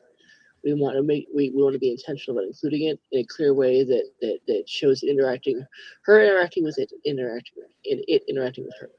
Well, so I guess my question is, should the part about her discovery, should that be in paragraph 1? It happens in chapter 1. It affects the stakes. Should that actually be tied up in paragraph 1? You don't need it. And we already have 4 lines in the first paragraph. 4 lines is a pretty good length. Okay. Between 3 and maybe 5 is good. You don't need. Okay. The thing I think you're worried about is the query pacing versus the book pacing. Yeah. And the thing there that I can tell you is some queries require a lot of backstory. Mhm. Okay. And this book focuses a lot on romance, right? At least at the Right. beginning. And then toward the end, I don't care because it doesn't matter. But we need to get a sense for why her relationship issues would have her doing this stuff, right? Okay. So We need to get a sense for the yep, go ahead. So like that sentence doesn't necessarily apply then, because Okay. Then what does? that the meddling is from Archie. Right. Yes. But that's fine. Okay. The reason I put that sentence there is so that we can establish there is magic in that first paragraph, Yeah. and then we go on to describe it. But I This wanted is- to make sure that magic was established as part of the setting. Okay. So we had said that Archie, she doesn't know about magic yet, or that she doesn't know that Archie is magical, right? By end of chapter 1, she knows. Okay. So we need a hit in this first paragraph of magic exists and she doesn't like it and why, right? Right. Okay. Yes. So that's this, okay? So if it doesn't fit, then fix it. But we do need to have magic exists and she doesn't like it. That's what we need that sentence to do. Okay. I just when I read that, I'm looking at it and I'm like, okay, well, does that insinuate somebody's messing before she even discovers that it's Archie? And that doesn't matter. Okay. Okay. Existing is what we need. Okay. So, okay. That's why I'm asking like how the order of the paragraphs and that's what we're here. What needs to be included. Yeah. Okay. Yeah. There are some queries that start off with a bunch of chapter 1, chapter 2, chapter 3. Others don't. It's all about the book. Okay. And in this book, we have a lot of stuff we have to do, and that's fine. Because once we get all that stuff done, everything comes after it. It makes sense and flows from it. I had a query one time where the entire first paragraph was backstory. And it was a romance. And it was all about how these two people ended up in this apartment. Well, the entire book is about them being in that apartment. So without that information, we have guy and girl. And this is the end. So what we need to do now is have this sentence. We had right here, we had this stuff here, giving us the magic exists and she thinks it's bad. So we need to replace that with this. So if this isn't it, then fix it.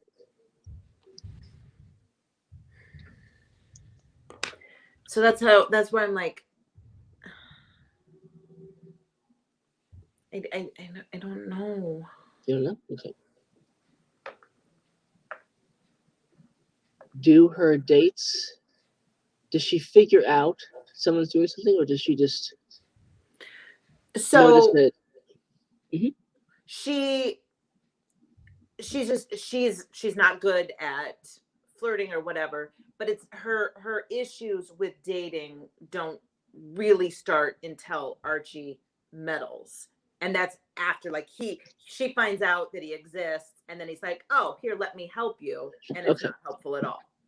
Before she discovers that Archie is a winged love god, how does she know that magic exists?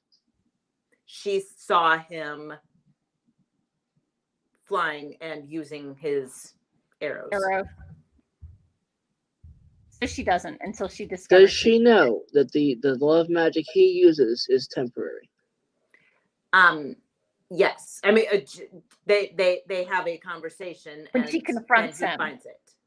Yeah, he says it's not a big deal. It only lasts a week or two.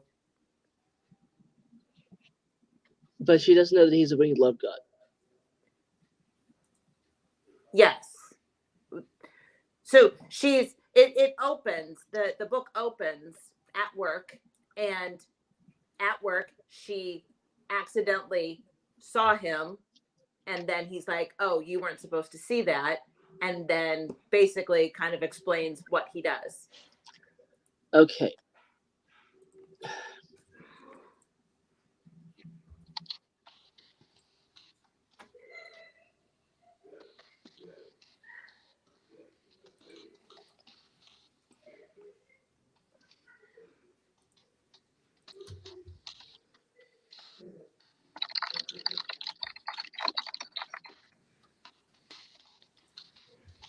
Maybe that'll help.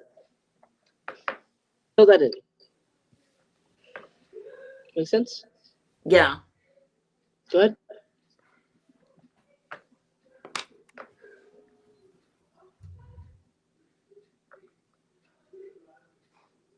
Oh, okay.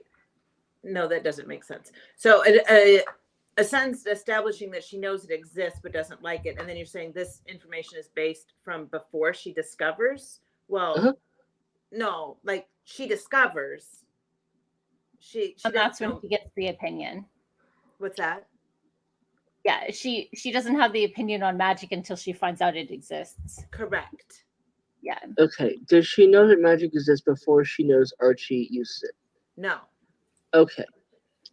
In that case, That's why we had to kick it out of that paragraph. all right. Toss. All right.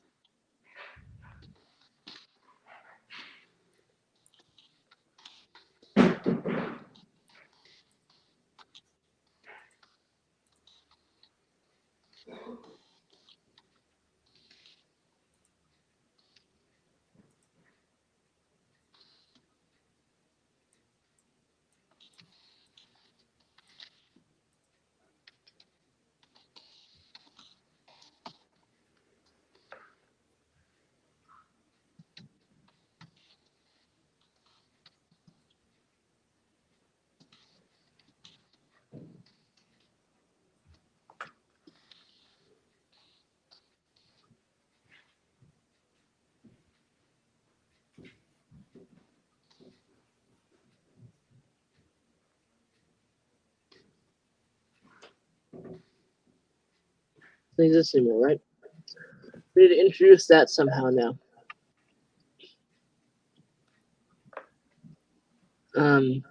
And banned can be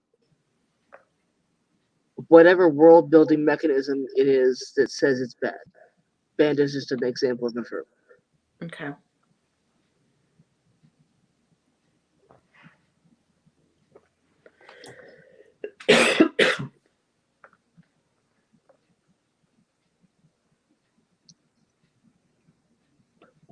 Okay.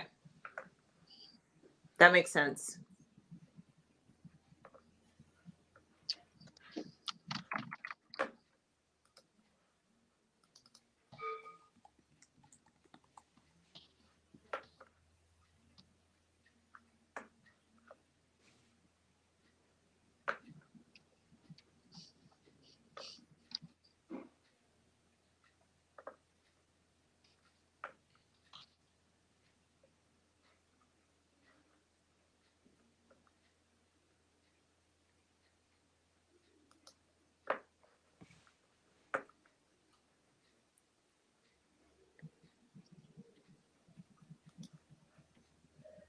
For stakes purposes, we don't need it to be banned.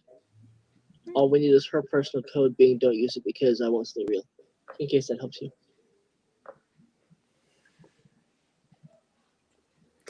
So if you want to toss it, we can. If you don't, we can keep it. Okay.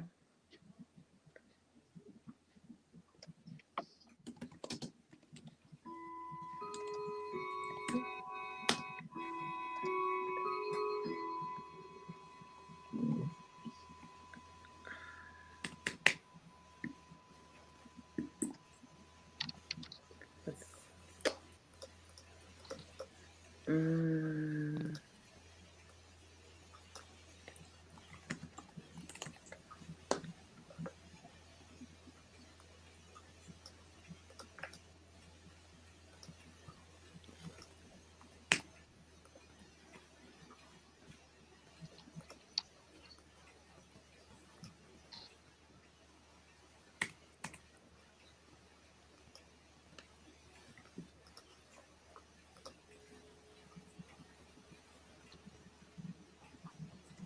Does that work?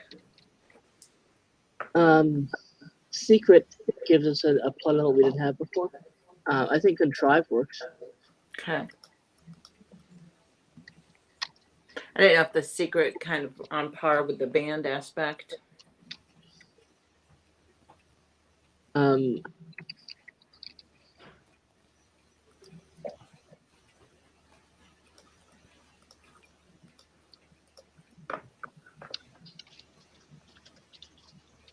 Change this back to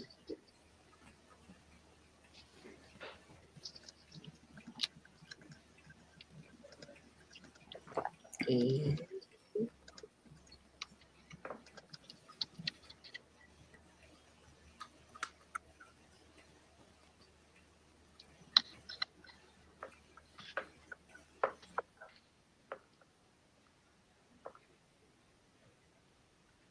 Yeah. Okay.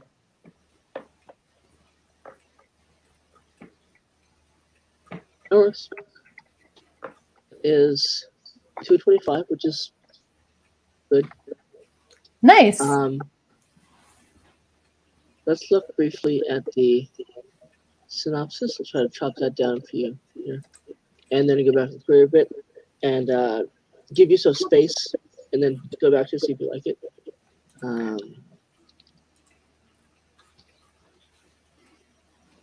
I feel like my synopsis is going to be a rough go.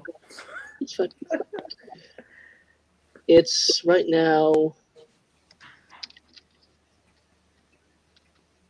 13 over, which is, I can do 16 over into fitting by breathing, basically.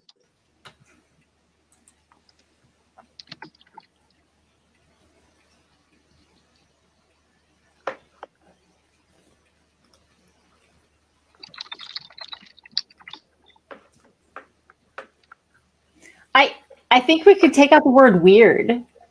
It's a high school sweetheart tradition, finding true love with her prom date. Do it.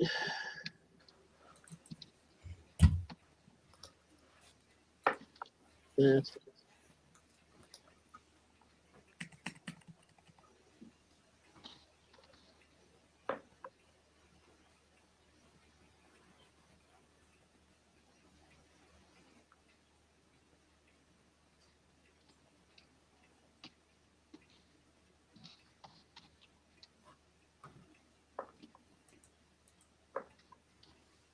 I think impulsively is either unnecessary or the wrong.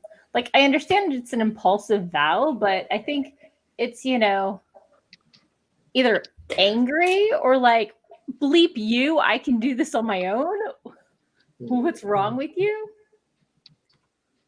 Well, and our synopsis, are they supposed to be voicey, or are they supposed to be like very like Information? Oh, voicey is fine. It's great if you can do it, but the first thing you have to do is be accurate. Yeah. So I could take out any like extra words that are too flowery. Yeah. I love me some adjectives. I just think impulsively isn't either can be cut or switched to something else. I think, she's more angry and frustrated than she is impulsive at this point. Okay. Yeah. True.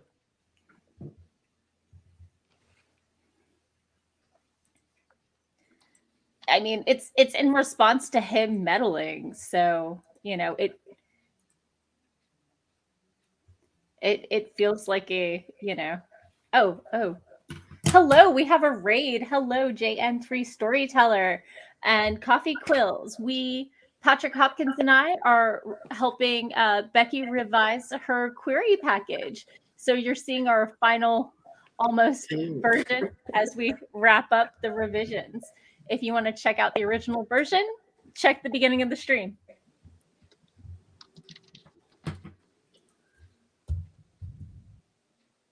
Hello, humans. That's about as excited as I get for things. Okay.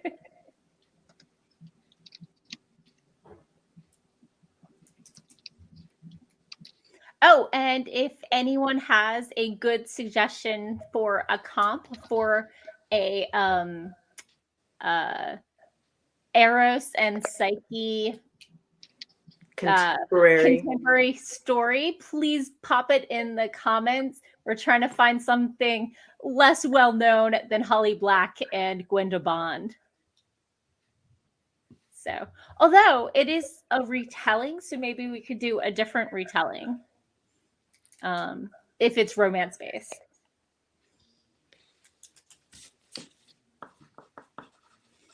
Okay, see what I've highlighted here? Let's scroll down, please, Morgan. Sure.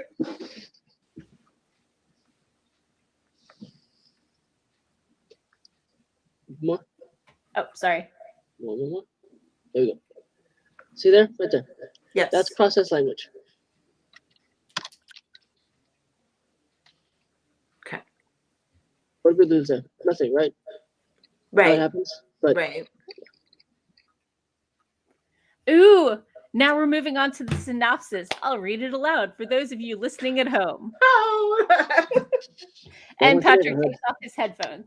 So, 17-year-old high school student Vivian Ramis is determined to have the perfect prom. If she fulfills her family's sweetheart tradition, she thinks it will be easier to break the tradition where her family earned science degrees from Thornton College. But she doesn't even have a date for prom yet. Working against her is Cupid's flower shop co-worker Archie of the Erotes, who she learns is a winged descendant of a Greek love god and who amuses himself by meddling with her dating. Archie's magically enhanced bow and love-inducing / wrecking arrows manipulate desire in unsuspecting people, but Vivian won't risk faking love with magic. Fed up with his matchmaking and believing his arrows create fake infatuation and not true love, Vivian declares she'll get a prom date despite his interference. To her chagrin, he accepts, giving her 1 month and vowing to send all potential dates fleeing if he can't create her match. Vivian gets a prom date without him and hides it from him to prevent him from ruining it. When she gets her college acceptance letter, she hides that from her dad, hoping if she keeps her prom date, she'll have the nerve to tell her dad she wants to skip college or at least take a gap year. When Cupid's flower shop employees trade favors with a future-seeking oracle in exchange for decorating for a fundraiser for Archie's mother, Vivian wants to ask about post-graduation. But Archie steals Vivian's chance by asking one of his own how she'll find true love. She angrily steals his question to ask when he'll stop being an immature brat. Vivian's answer comes back in a confusing verse she disregards. Archie learns that Vivian has a date and tracks the boy down at school. Vivian reluctantly makes a bargain to stop Archie's arrow from ruining prom. She'll date his pick after prom. Sorry, I misread that. Still convinced it won't be true love. A week before prom, Vivian's date dumps her by text. Archie claims innocence, so she's stuck fulfilling the bargain. To keep her locked in, Archie asks to take her to prom. She agrees because she doesn't want to miss it or go alone, but complains Archie is not a date. Since the flower shop has a no dating rule, he says he'll secretly visit Vivian, fake dating to make prom feel special for her. One night, they kiss, and she thinks they're dating for real. On prom night, he avoids dinner with her friends and refuses to dance for every slow song. She worries he's embarrassed of her.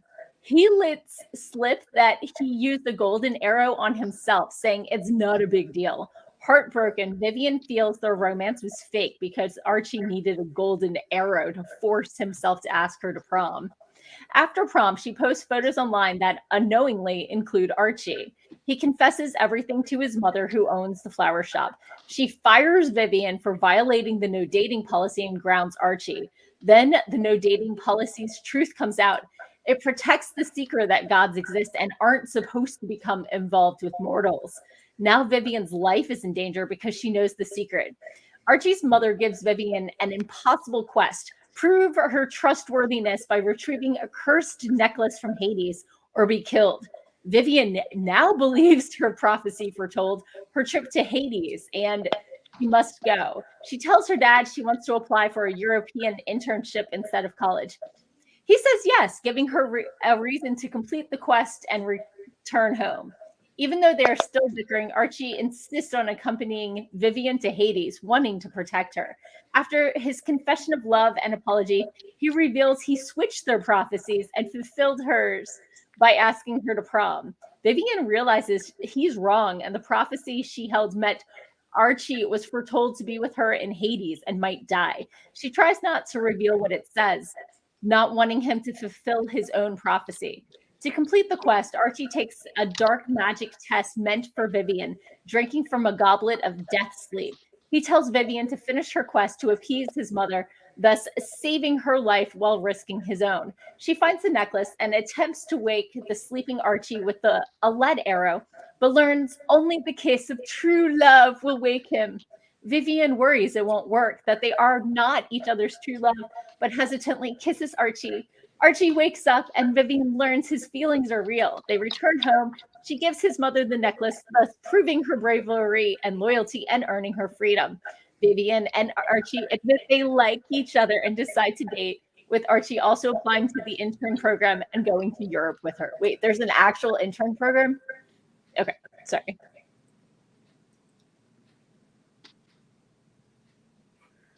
That's a lot.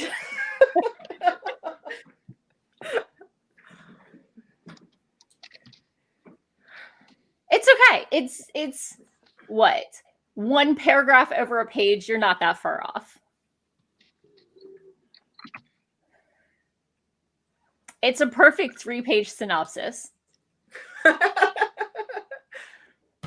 Have you heard my 2-page synopsis rant? No.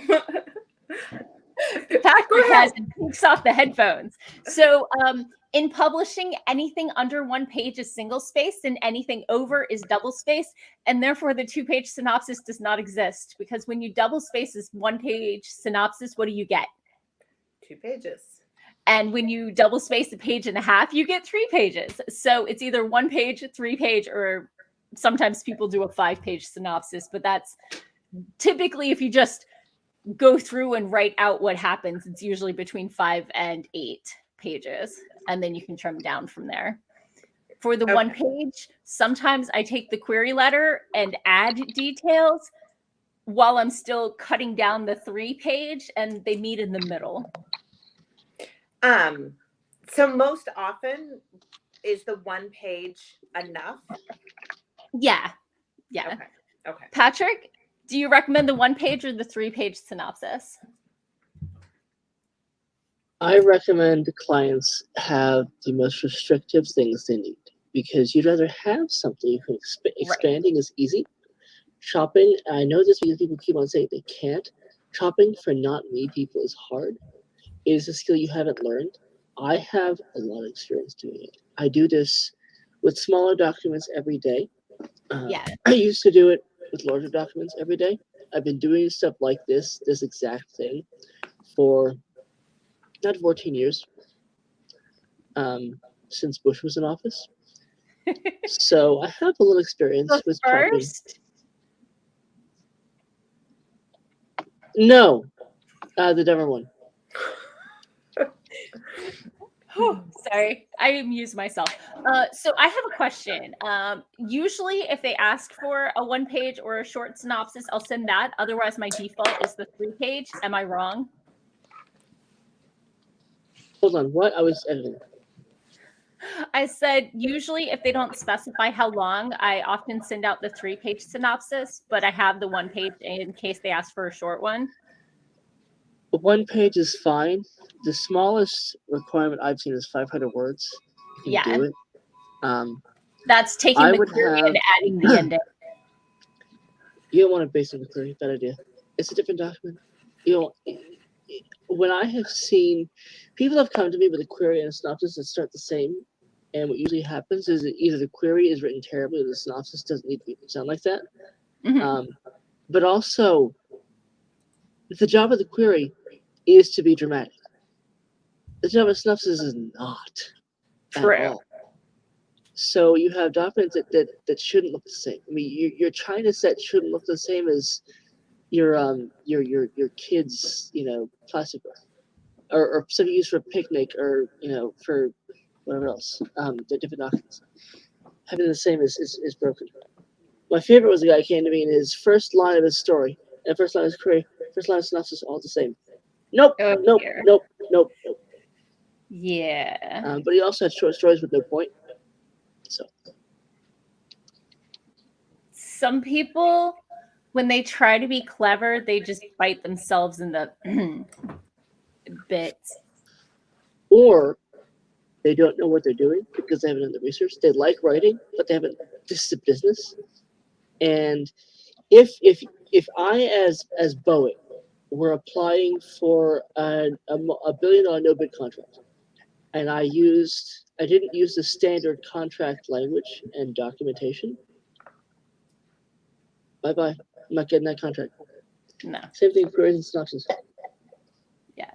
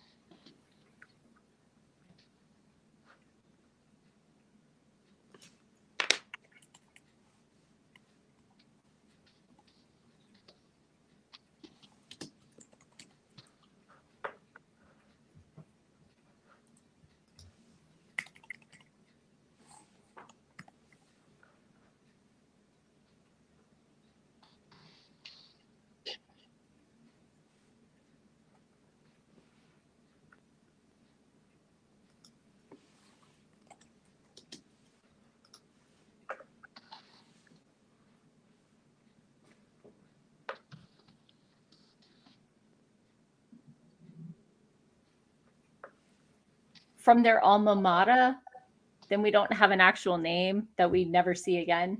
Okay.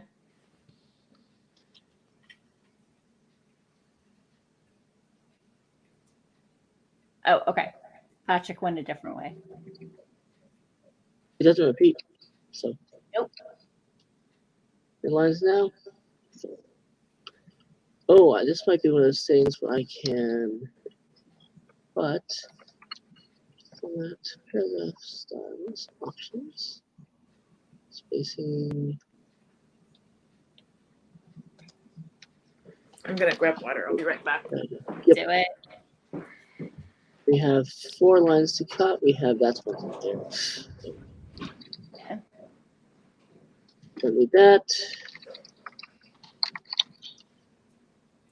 Organs.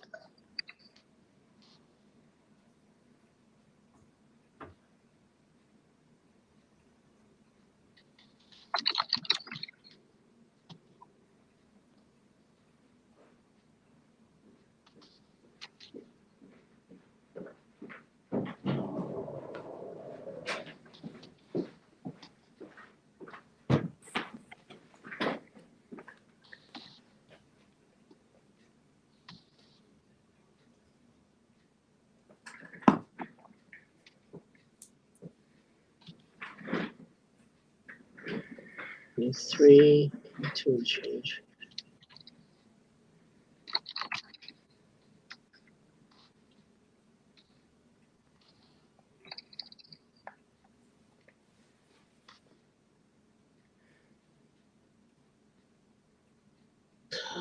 Okay.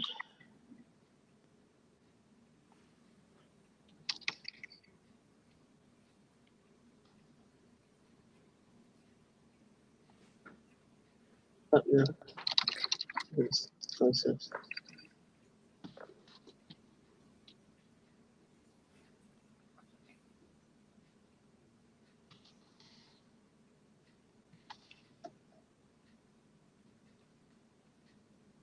And then shape. Let's get this. Let's shape this.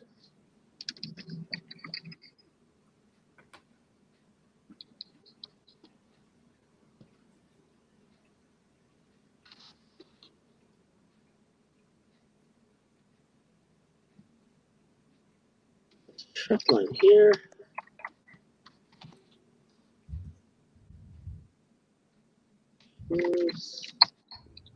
Cool. 1 line to go.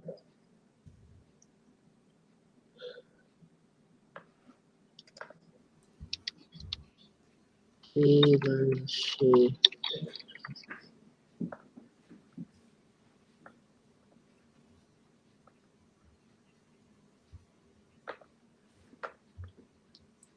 Morgan, Yes. totally fine with that. Do I need though to have Archie's mother listed? Like Earlier. Yeah. right. She's never even named in this. No, She's she not. matters enough.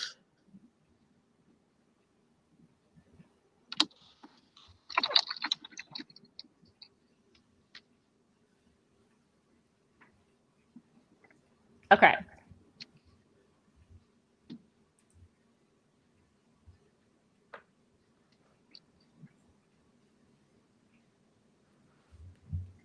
Online. All right, I'm gonna chop this one now.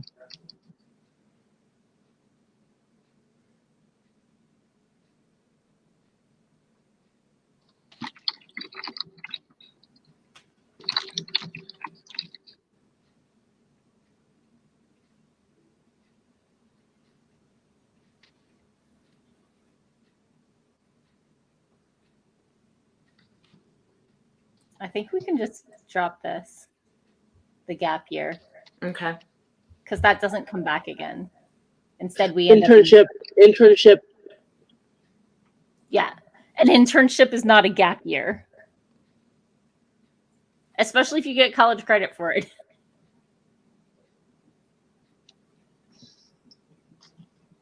So it fits. Okay, page now. I already seen this. Is okay.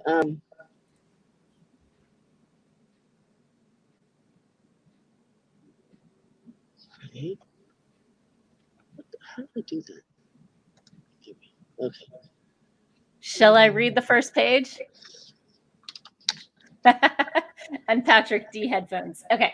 Cupid's Flower Shop, September, Saturday morning. If my love life wasn't so tragic, it would almost be comical. I mean, the flower shop where I worked practically created love as if by magic. Receiving flowers from Cupids always seemed to guarantee passion and spark new romances, but I was dateless with no prospects. I saw the irony in that. My longest relationships were with the leading characters from rom-com movie marathons I watched during summer break. Okay, not true. In 8th grade, I once dated a boy for a week, but today I would change that. I wouldn't chicken out, not again. As I finished packing the wedding bouquets and arrangements, Rosalie interrupted me with a flourish of paperwork. Vivian will load up as soon as the drivers arrive. You'll go with Archie, and don't forget the organic rose petals for the cake. My gaze slid to the shop's back door as I smoothed the wrinkles from my shirt. Archie. A knot settled into my stomach. My resolve diminished the longer the door remained closed. Your assignment today is a big one, she continued, but if you do this right, you'll finish your training. The bride needs the reception decorations to look perfect. Don't let that intimidate you. I'm sure you'll do great. Thanks, I mumbled, trying to keep my smile from looking like a grimace, and read through my checklist for a third time. I should have asked if she thought, no, I should have told her I was ready. The ribbon spool I fidgeted with dropped from my fingers and rolled across the table onto the floor, leaving a trail of pink satin behind it. I scooped up the ribbon and shoved it into a storage bin before anyone noticed. The flower shop string of vintage copper doorbells jingled, and we turned as Archie and Taros burst in. Warm September morning sunlight streamed around them like they were angels. If angels wore jeans and hoodies. Sorry, typo. There we go. Archie waved, giving everyone in the shop his adorable lopsided grin. Archie, with his perfect blonde hair, intoxicating blue eyes, and chiseled jaw. To be honest, they looked exactly how I imagined teenage gods would look. I mean, if one liked that sort of thing, my face felt hot, and I tried not to stare. Fine, I liked that sort of thing. Archie and his cousins, Taros and Hedy, were Cupid's drivers. During the week, they made special deliveries dressed like male underwear models in fitted jeans with bare chests and big white wings. They received huge tips from the customers who got a kick out of the surprisingly realistic costumes. It seemed a little demeaning to me, but the boys enjoyed the attention. Gather around for final notes. Thea motioned us to the work table. So I think we're past the first page now.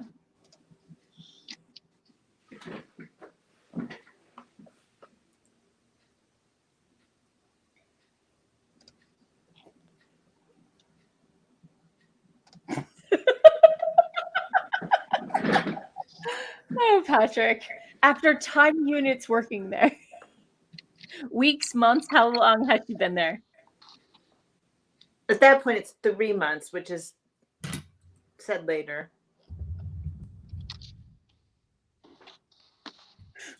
I just like how Patrick just said, after time units working there.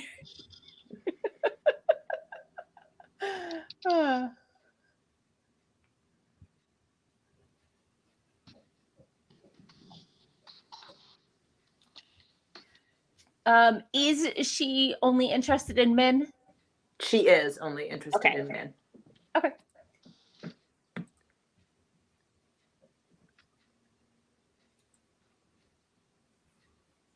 So I'll leave you to go through and accept the changes you like and not.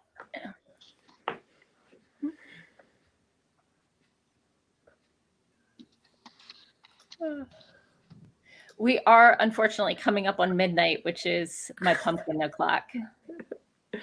Your pumpkin time. Yeah. Let's see how early my first meeting of the tomorrow is.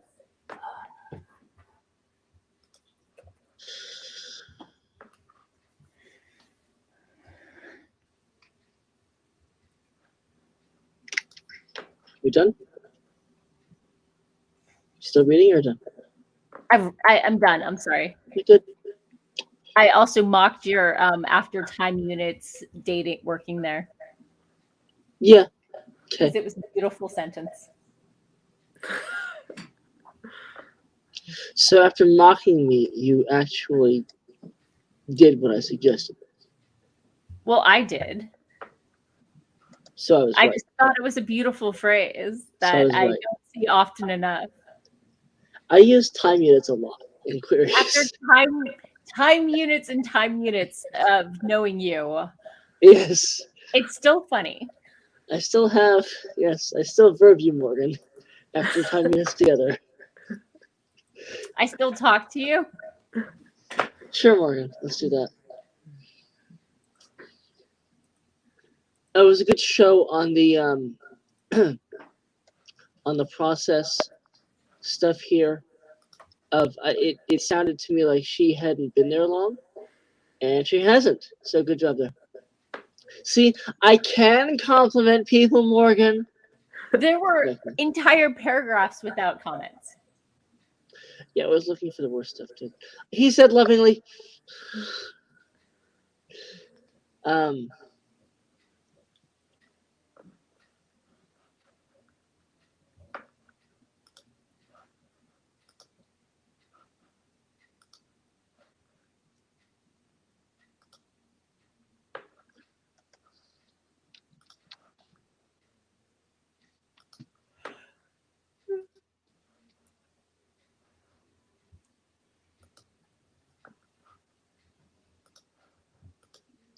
Okay, so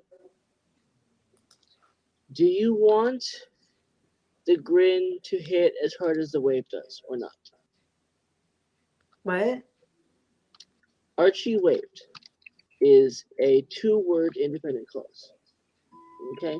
Oh, here, yeah. Then you take. See, this is brief here. Okay. Then this takes approximately forever. Yes. Now, if you want us to linger on something, right?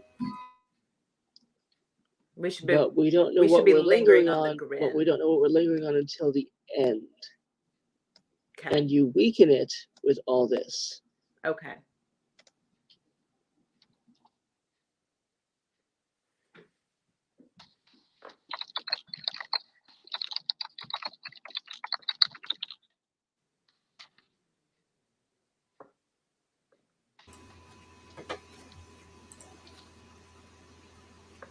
That is also shooting is stronger than giving. You can use other verbs, but lingering without having anything to linger on is not a best practice. Okay.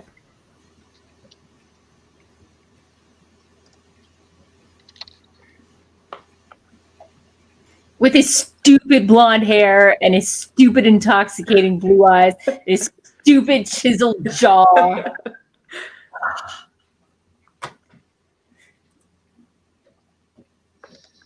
He needs to aim that way.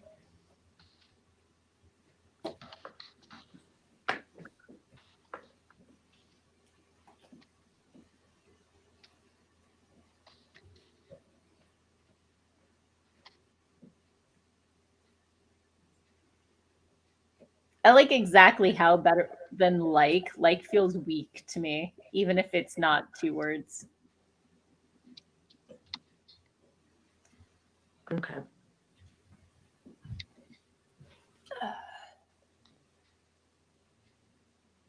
Especially since we used liked, that sort of thing, in the next paragraph sentence. Right. Okay.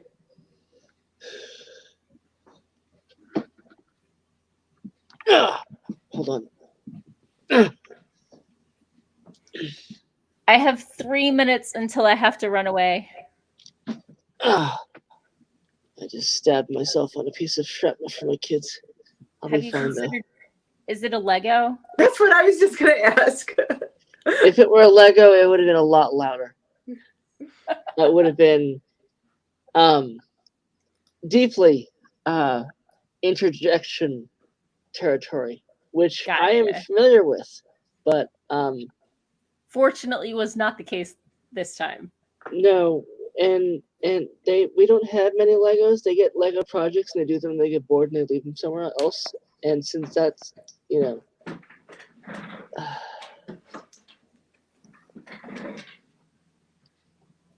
We have walls of Legos.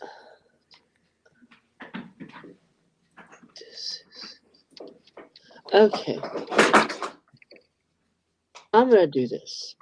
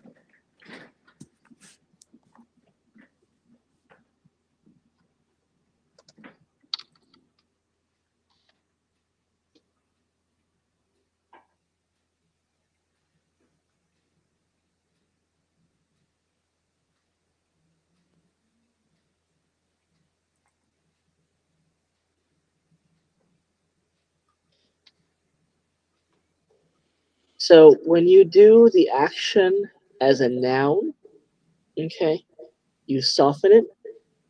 Because in the nod, we have the sort of gave a, right? It's less. So if you want that, then keep it. The other option is that she doesn't think that he is being as intentional as he is. I don't know what he's doing, but you do. She does think he's being intentional, but she's wrong. So should it be stronger?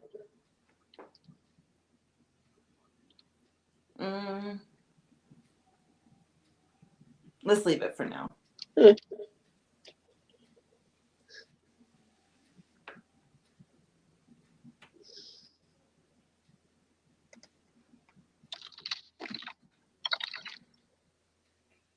There is a thing. There are people who think that was is always passive.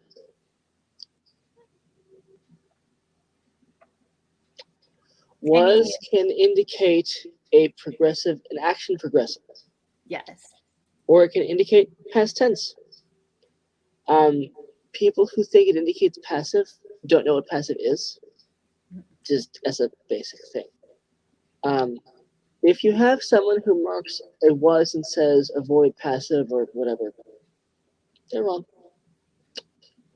I see people not doing certain things that involve was because they're afraid of being scolded for using passive. I do search through my documents for am, is, was, were, be, being, been, but only to look to see if I could put in a stronger verb.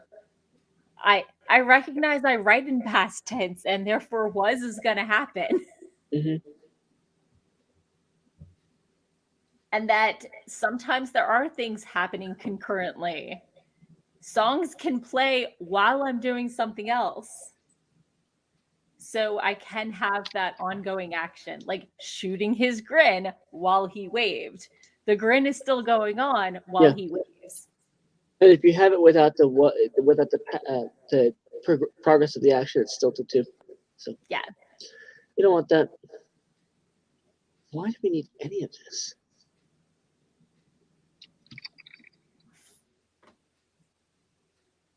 Where are we? Oh, here. We're establishing age. Right. We can do that without this though. So that's my first little glimmer of a backstory. Uh-huh. Well, we already got the 3 months. Oh, Look, but see, we don't know it's the middle of the summer. September. No. We have know September above. Yep. And you just started your senior year. So, does Heidi show up again? Yeah. He's a regular character. Yeah. So if Heidi's in classes with her, then maybe establishing who he is in relationship is needed.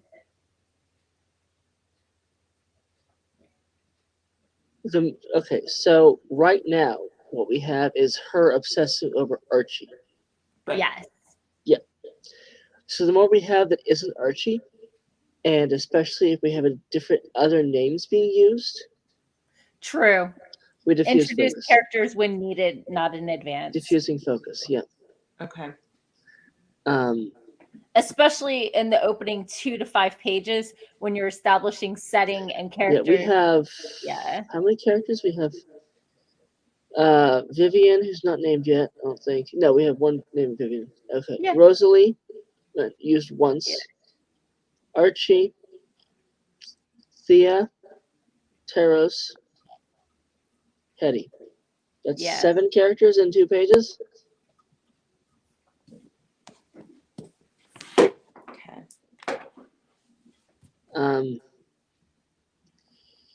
You can do that. It's a lift. Okay. If I were writing this, and I definitely I would have the people with Archie be his brother or his cousin or whatever. Not even use his name, just Archie and whoever else. Because Archie is her world right there, right? Mm-hmm. So why is she placing anybody else on the same footing as him that she's using their name? When we name something, especially a proper name, right, we give it importance, okay? And if Archie is the guy, she's not treating anybody else the same, right? Okay.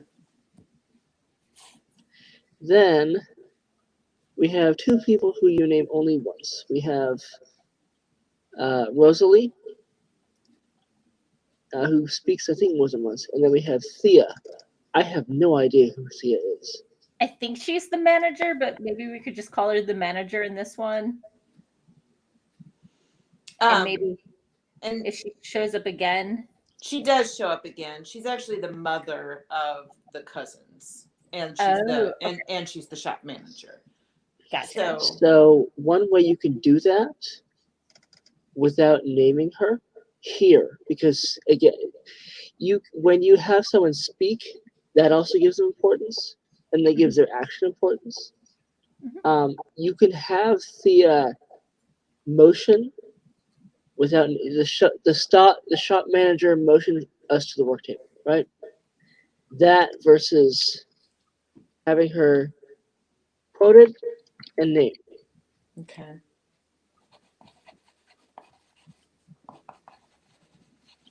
Because if Vivian is so focused on Archie, how hard is she listening to Thea? Right. I mean, Archie's over there with his grin, his stupid grin. Her heart is fluttering, blah, blah, blah. He needs to point it somewhere else. Usually said about a different body part.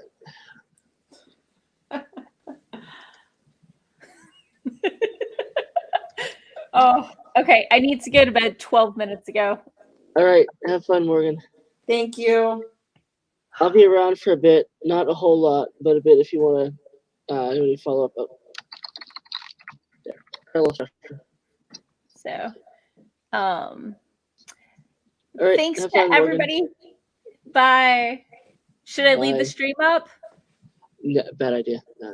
Okay. So thank you everyone who came out. Thank you so much, Becky, for letting us butcher your stuff live Lovingly. for our I said amusement lovingly. and And hopefully removing for characters. some edification and that you're happy with the results. I'm super excited about your story, obviously. And I wish you the best of luck. And I really appreciate you sharing your work with us. It takes a lot of guts to let us do this I live don't do this. on camera. People see my stuff on stream. It doesn't happen. So thank you. And, everybody out there, thank you for watching. And remember, this is not just to help writers, but also to support abortion rights, aka reproductive rights. We still would like bodily autonomy to be a thing that people of every gender have. So support with your vote, support with your money, and support with your voice. I think that sums it up. Yep, I had a whole thing about South Carolina that we can do that next time. So Sure. it's good news though, so that's good. Good. Okay, and we'll be back in 2 weeks. So bye. I'm going to bed. Thank I'm you. not. Good night. Thank you.